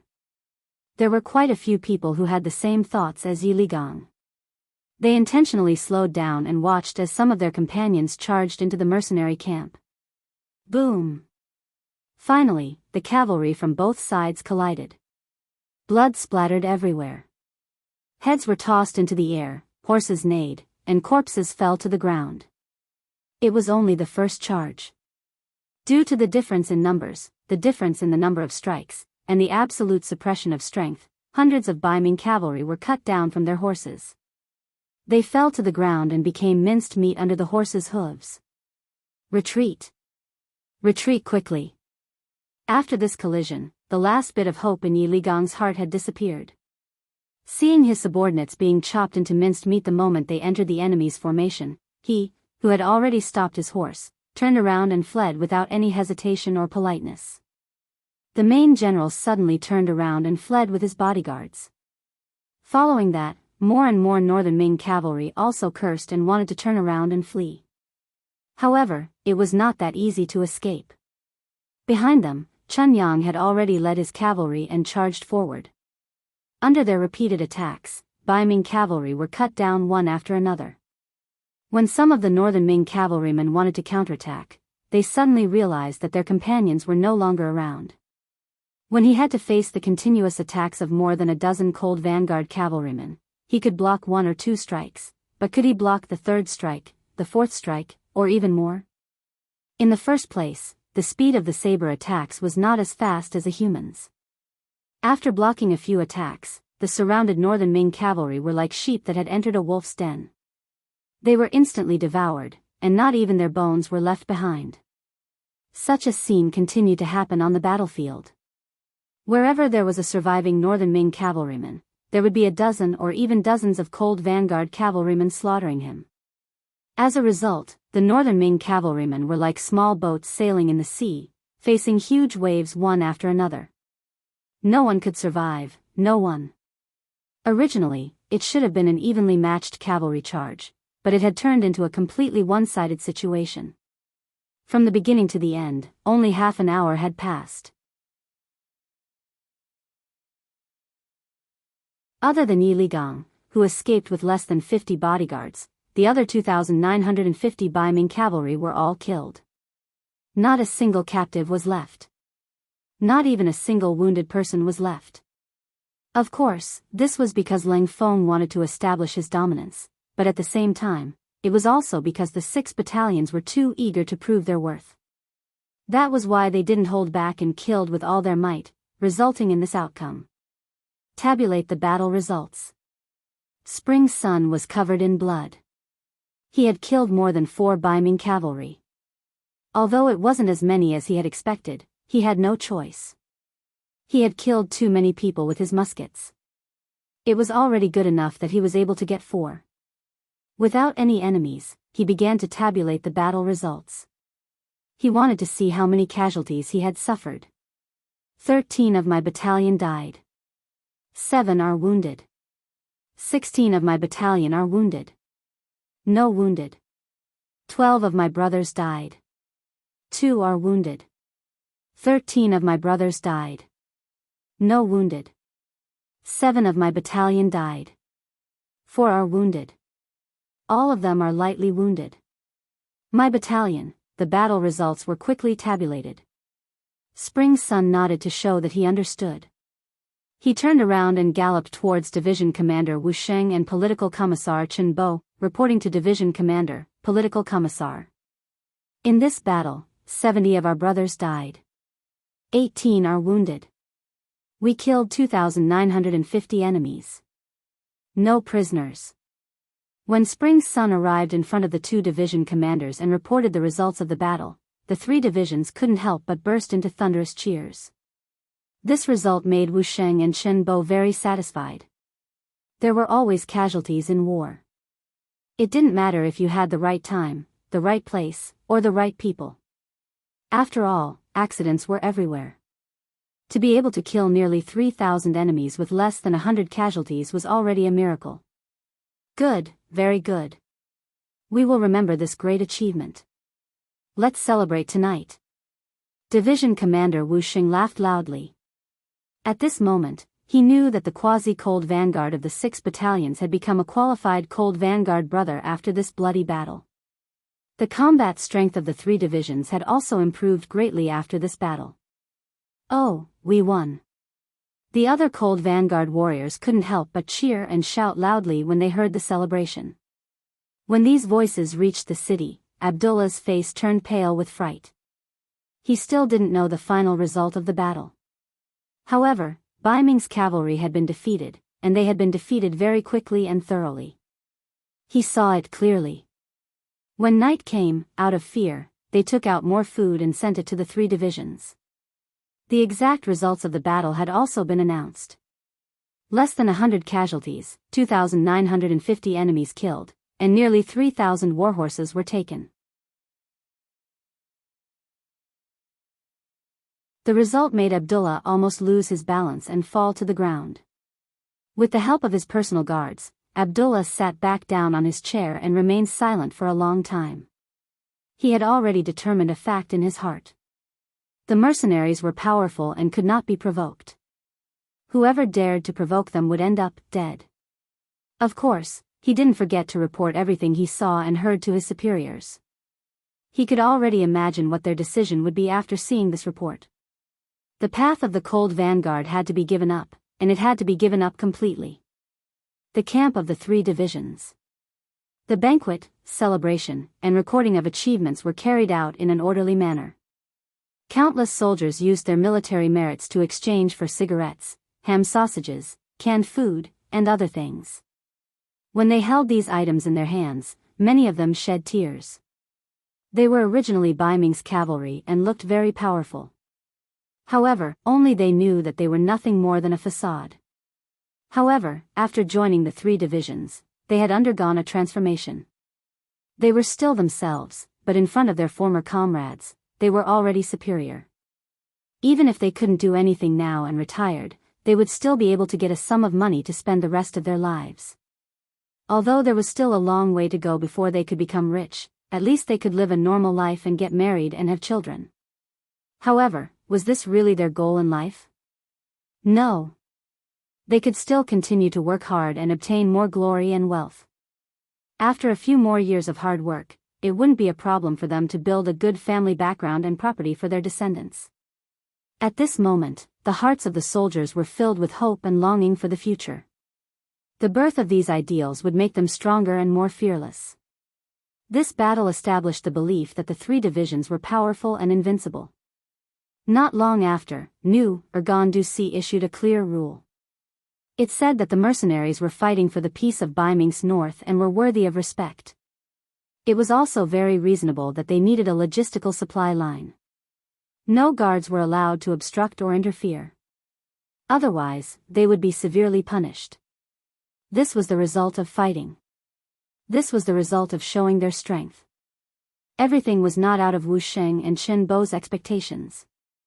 They knew that they were very close to completing the mission given by the 6th young master. The next day after receiving the news, the 3 divisions left Jian Province's Wuwei city and headed straight for Sea Town. The supplies were already at sea and would arrive soon. Their next mission was to gather at Sea Town and then unload the supplies and transport them back to Shur City. Then, they would be done.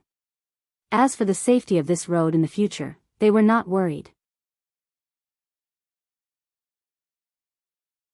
Unless they didn't want to live, they really couldn't think of anyone who would dare to stop the logistical army under the banner of mercenaries here. Shur City. It had been a month and a half since they occupied this place and started the construction. During this period of time, the city had undergone great changes.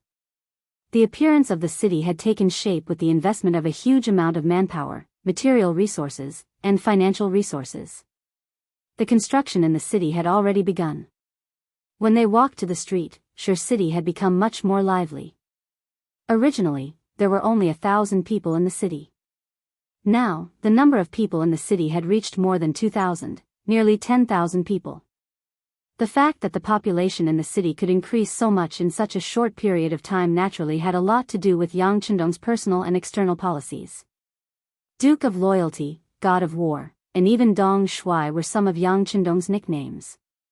He had been famous for a long time. It was difficult for others not to know him. With his personal influence, first of all, some Han people who lived alone nearby were willing to come to the city. During this period of time, Su Yunsheng's reconnaissance battalion, in addition to monitoring the movements of the nearby Mongolian tribes, had another important task, which was to constantly convey the news of the policies towards the Han people. For example, the Duke of Loyalty was the savior of the Han people. As long as they were Han people and were willing to follow the rules, the Duke of Loyalty would help them, give them work, give them food, and let them live a better life. These slogans and news spread everywhere. Not only the Han people, but also the Mongolian people. As long as they were willing to follow the rules of the city and had the strength and were willing to work, they were also welcomed. They could work to earn money and use the silver or copper coins to buy various items that they needed. Sure City was an open city. It was a city with full freedom. It was a city that pursued fairness and reasonableness. As long as you were willing to come and follow the rules here, you would become a welcome person. Here, as long as you put in effort, you would be rewarded. It was very fair. There was no oppression or oppression. Your things were yours. You didn't have to worry that everything would be gone when you woke up.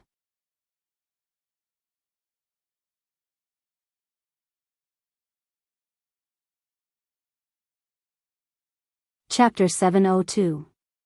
It was precisely this concept that attracted groups of people to settle in after it was spread out. First, it was a few people, then a dozen people, then dozens of people. Soon, it expanded to hundreds of people, thousands of people, and then nearly 10,000 people. Even this number was increasing every day. Speaking of which, everything was due to the rules of the grassland. It was particular about the law of the jungle. It was particular about the law of the jungle. Whoever was more powerful would have all the good things. As for the weak, some people might sympathize with them, but it was only sympathy. On the day you were bullied, no hero would appear to help you. They were used to snatching and being robbed when they saw good things. As a result, many kind-hearted people did not like to stay on the grassland, especially those who lived alone. They often did not have a neighbor within dozens or even hundreds of miles. Once they encountered a grassland bandit, they could only wait for death. This feeling was very bad. If it was in the past, they did not have a place to go and did not have a better way to solve the problem. It seemed that they could only choose to join a grassland tribe. Even so, they had to pay too much and could become a sacrifice in the war at any time.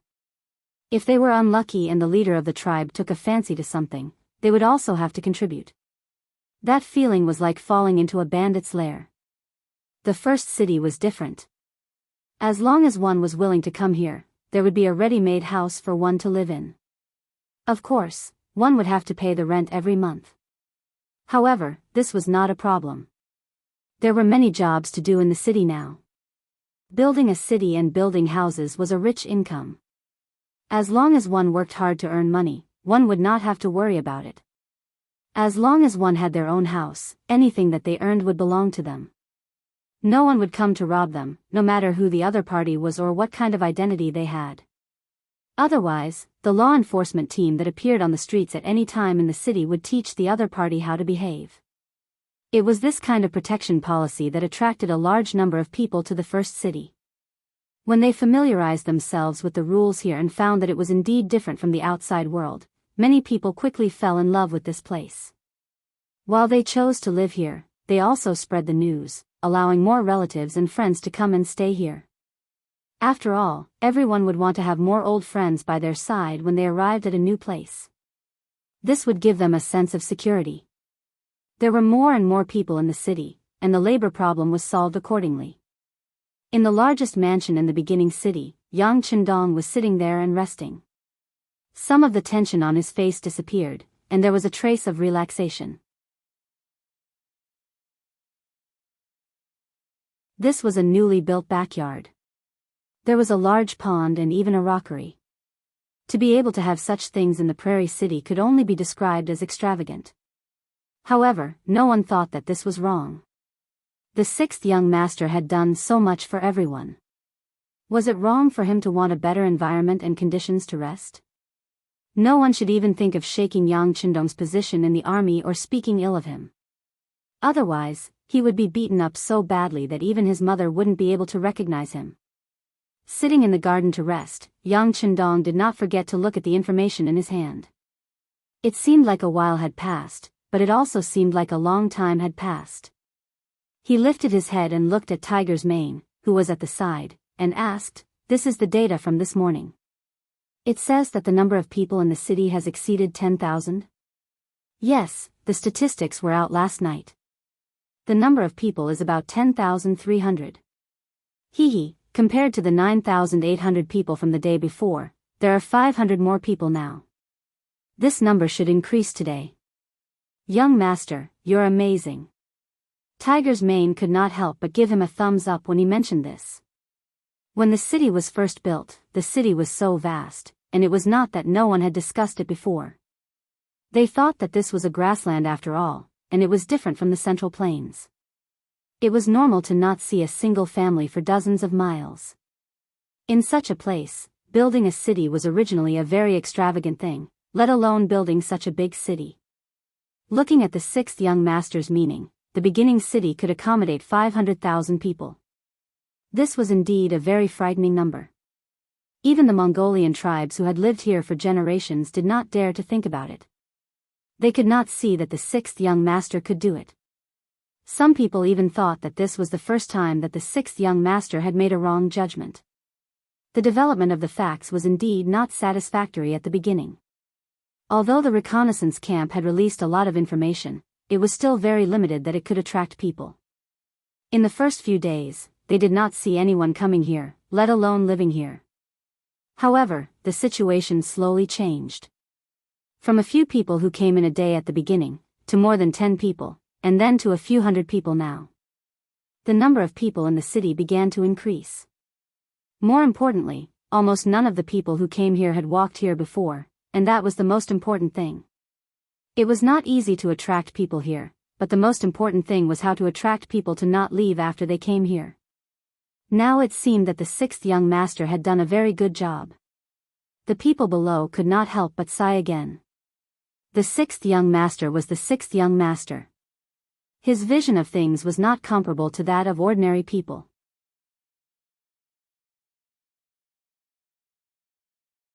Tiger's mane naturally had never questioned Yang Chendong. On the contrary, he had a kind of blind worship. In his opinion, as long as it was the sixth young master's words, it must be the truth. As long as it was the sixth young master's words, it must be incomparably correct. However, he could not stop the people below him from talking. Now that he had used facts to slap some people in the face, he naturally felt honored and happy. Haha. Looking at Tiger's mane's sincere and happy smile, Yang Chendong, who was infected, also laughed. Then, as if he had thought of something, he asked, "By the way, why are you always in front of me recently? Don't you still have to lead the independent regiment? I have young heir here. If you have something to do, you can do it yourself." Young master, the independent regiment's combat power has improved a lot. Now, when we have nothing to do, we will compete with the Jurchen cavalry regiment. Although we can't win, if we can use firearms, I guarantee that we can destroy the other party in minutes. Besides, with Deputy Regiment Commander Xin Honghai watching over there, I am very relieved. Tiger's mane was reserved and smiled proudly. Is the independent regiment that powerful? This was the first time Yang Chendong heard of it. The main reason was that he had been focusing his energy on building the city recently. Although he had a lot of people under him this time, and many of them were smart and capable, there was really no better person to manage the affairs of the city. Those people were all martial artists. When it came to war, their eyes were wide open, but when it came to managing the city, they instantly wilted. He did not know whether to laugh or cry. He had no choice but to do it himself. After all, a person's energy was limited. If he was busy with government affairs, he would not be able to care about the army. Now that he heard Tiger's mane say that the independent regiment's combat power had greatly improved, he was interested. He asked about the Jurchen cavalry regiment and the strengthening of the 1st and 2nd cavalry regiment. According to Hu Mang, the combat strength of these 4 regiments was increasing every day. In order to achieve more military merits, they would seize the opportunity to train whenever they had the chance. Moreover, it was the kind of training that everyone was willing to do. When they had nothing to do, the 4 regiments would also practice against each other, and the improvement of their combat power was much faster. Good. It is a good thing that you all can take the initiative to think of ways to improve your combat power. This is positive and should be encouraged. Yang Chendong was very happy after hearing this. However, after saying this, he quickly changed his tone and said, be prepared for danger in times of peace. Soldiers of my generation must have this kind of awareness.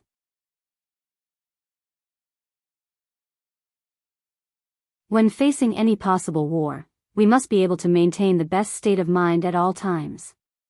Once a war breaks out, with a command to gather, we will be able to fight against the enemy. We must win, and we must do so at the smallest cost. Young master, will there really be people coming to find trouble with us? It has already been 1.5 months, and I don't see anyone having any ideas about us. When it came to war, Tiger's mane was interested and his voice became louder. Hee, there will be. Yang Chendong said with certainty. If the establishment of the first city did not attract the attention of some of the surrounding forces, it attracted many people to move in with its powerful attraction. This was indeed something that some people did not want to see. On the grassland, it could be said that everything was lacking, so much so that the population was also a hot commodity. When two tribes fought, the winning side would often plunder all the population of the losing side in order to strengthen their own strength. The appearance of the first city had taken in all the individual households. With this, it could be said that it had touched everyone's interests, and this was the fuse of the war. Force was the most direct way to solve the conflict of interests. According to Yang Chendong's thoughts, there were probably already many enemies who could not hold back. It was just that the mercenaries and his reputation were too big, and no one wanted to be the one to stand out. However, as the first city grew stronger, it was obvious that these forces would eventually not be able to hold back, and the war should be coming. Just as Yang Chendong and Hu Mang were chatting, a large cavalry team was setting up camp and resting at a place 500 kilometers away from the first city, near a mountain and a river. If the people from the reconnaissance camp could get close to observe, they would naturally find an old acquaintance here. He was Hara Ruachu, who had suffered a loss in Yang Chendong's hands. That's right, this was the camp of Hara Ruachu's father, Agar Dorji. Originally, he followed his elder brother to expand the Tatar forces, but he could not resist the temptation and finally conspired with the leader of the Walla, Yeshen, to assassinate his elder brother. Who would have thought that the plan would not be as fast as the changes? In the end, he did not kill his elder brother and had no choice but to escape. Now, he had become a rootless tree floating on the grassland. Agar Dorji was still a man of his own ideas. When he rebelled, he brought a total of 50,000 cavalry, which made him a powerful force on the grassland. No one dared to look down on him, and no one dared to casually find trouble with him. This made him comfortable for a while.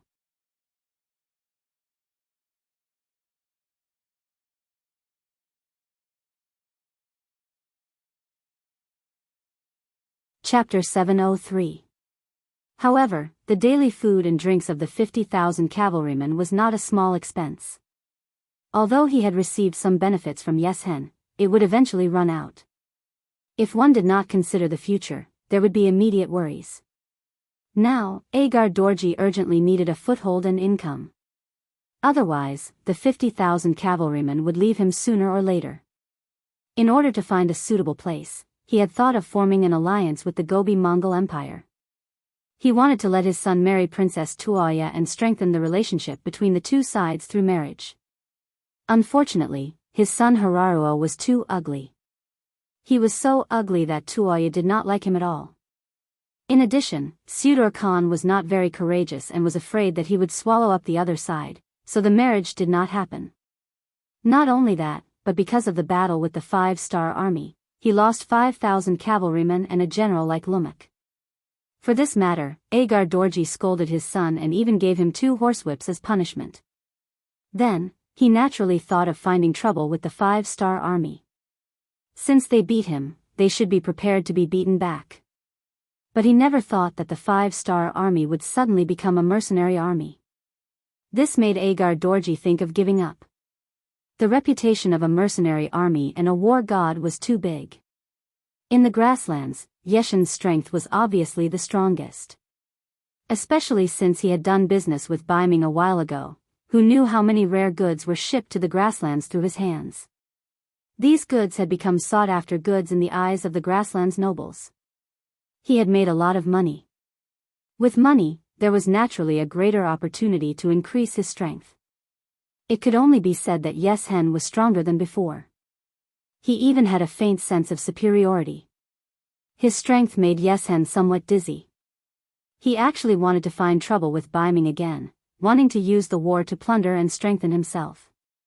After all, he had worked with Yes Hen before and their relationship was not bad. Agar Dorji had asked for Yeshen's opinion on the matter of the origin city. However, the seemingly fearless Yes Hen actually gave him a piece of advice, which was that it was best not to provoke the war god because it was not something that humans could defeat. Yeshen's words were decisive. When Agar Dorji first heard it, he did hesitate. But now, he seemed to have no choice. The army's provisions would be exhausted in a month at most.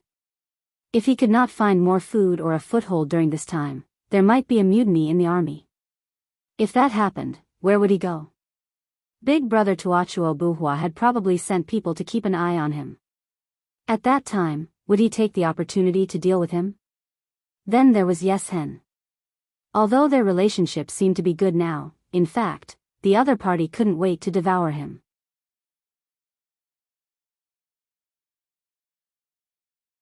If it were not for the fact that he still had 45,000 cavalrymen in his hands, the other party would have taken action long ago.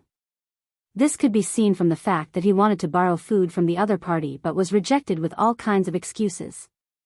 There was a wolf in front and a tiger behind. This was the true portrayal of Agar Dorji's current situation. Reality also forced him to set his sights on the origin city. The scouts he sent out had already gathered enough information. There were mercenaries and a lot of silver in the origin city. It was said that the Han people and Mongols who worked there could earn a lot of silver every day. How much money does this Duke of Loyalty have? Agar Dorji often could not help but think, and the greed in his heart grew stronger and stronger. Someone once said that when the benefits reached 10 times, it was enough to make many people forget about life and death and take risks. If the benefits could reach 100 times, many people would be willing to do it even if they knew that they might die. Now, Agar Dorji was blinded by the benefits. Or rather, he had no better way to solve the problem he was facing. It seemed that only by taking down the origin city and taking the silver there could the army be stabilized again.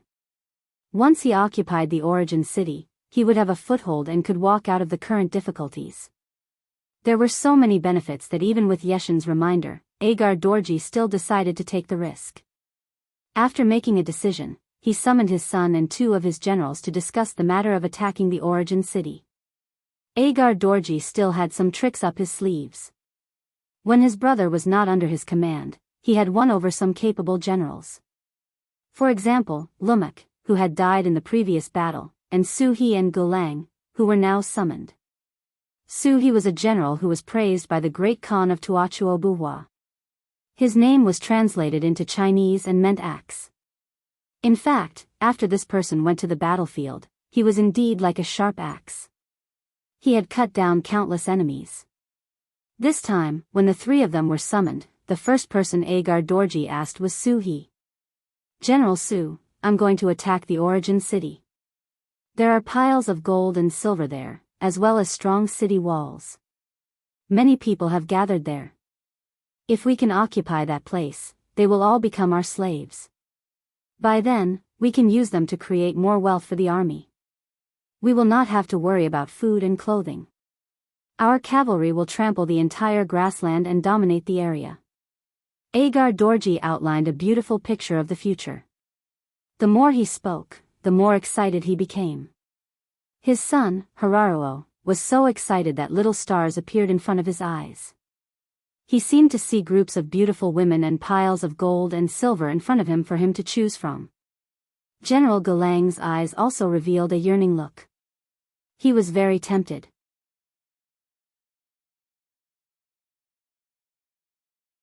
However, Su He, who was asked in the tent, was calm and was not excited by these words. General Su He, what do you think? The most important thing was Su He's ability. Seeing that the other party did not express his opinion, Agar Dorji could not help but ask anxiously. Su He, who was asked, still did not answer immediately. Instead, after thinking carefully in his mind, he slowly said, Sir, as far as I know, the war god is in the origin city. He's an existence that even Yeshen is afraid of. Can we go and find trouble with him? Why not? We've already asked around. The war god only has less than 15,000 cavalrymen under him. We do have 45,000 cavalrymen, which is 3 times the number of the enemy. This battle can be fought, Hararuo said. It could be seen that he was a little dissatisfied with Suhi's cautiousness. Yes, I think we can fight too. So what if he's the war god? After all, this is the grassland. In the end, it depends on whose warhorse is faster and whose saber is sharper. Gulang also spoke, expressing his thoughts of supporting the battle. Out of the 4 people in the tent, 3 of them had now expressed their opinions. They all supported attacking the origin city. Suhi knew that no matter whether he agreed or not, this battle had to go on. He had to nod and said, "Well, I respect everyone's opinions. But we can fight, but we still need to consider how to fight. Okay, then let's discuss who will be the vanguard and how to fight." Seeing that Suhi also agreed, Agar Dorji was overjoyed and set the tone. In the following time, the 4 of them discussed for a long time and finally decided to set the battlefield outside the origin city. After all, they were all cavalrymen, and siege warfare was not their forte. If the battlefield could be set in the vast grassland, they would have a higher chance of winning.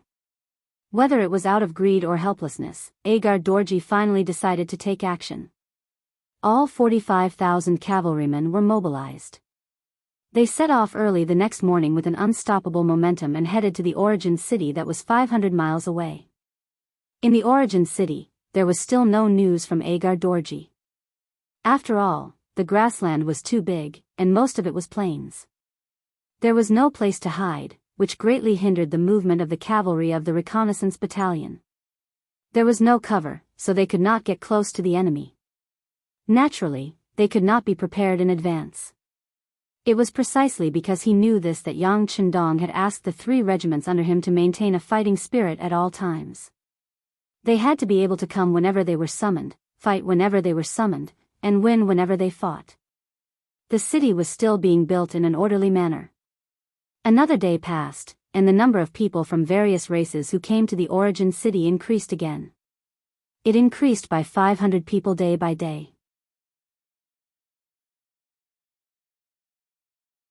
Today alone, more than 1,000 people came, and most of them were Mongolian brothers who brought their families. According to the rules of entering the city, they had to register their identity first, and then pay a certain amount of money. After that, they would be arranged to use a house for a month. Finally, different jobs would be arranged according to each person's different conditions. You must carefully screen the body of the person who comes. You must not let a factor of stability appear in the city. Yang Chendong walked on the streets of the origin city. Beside him were Tiger's Mane, Beta Persei, and a group of people who were protecting him. Walking in the crowd, the 6th young master spoke from time to time about some things to pay attention to. Yes, we have special people doing the relevant work. Not only do people need to report their real names, but they also need to report the place where they used to live. We have people who will investigate this afterwards. Although I dare not say that there is no problem 100%, for those who have doubts, we have focused on monitoring. Tiger's Mane kept nodding as he reported his work. That's the way it should be. Don't let a piece of rat poop spoil the pot of soup. We can also fully mobilize the people and let them take the initiative to expose those who have bad intentions or have strange behavior. We can give them a certain amount of rewards appropriately. In this way, unless they can pretend to be the same person, they can't escape everyone's eyes. Also, if we can confirm that they are spies sent by other forces, we can also allow them to come in and sneak in. However, they can't live here. We have to let others know of our strength so that they will be afraid. Yang Chendong also nodded with a smile and gave his own experience and opinions. You're tuning in to the Biyao's Wuxia Chronicles YouTube channel. Don't forget to subscribe and join us on this journey to catch the most captivating stories.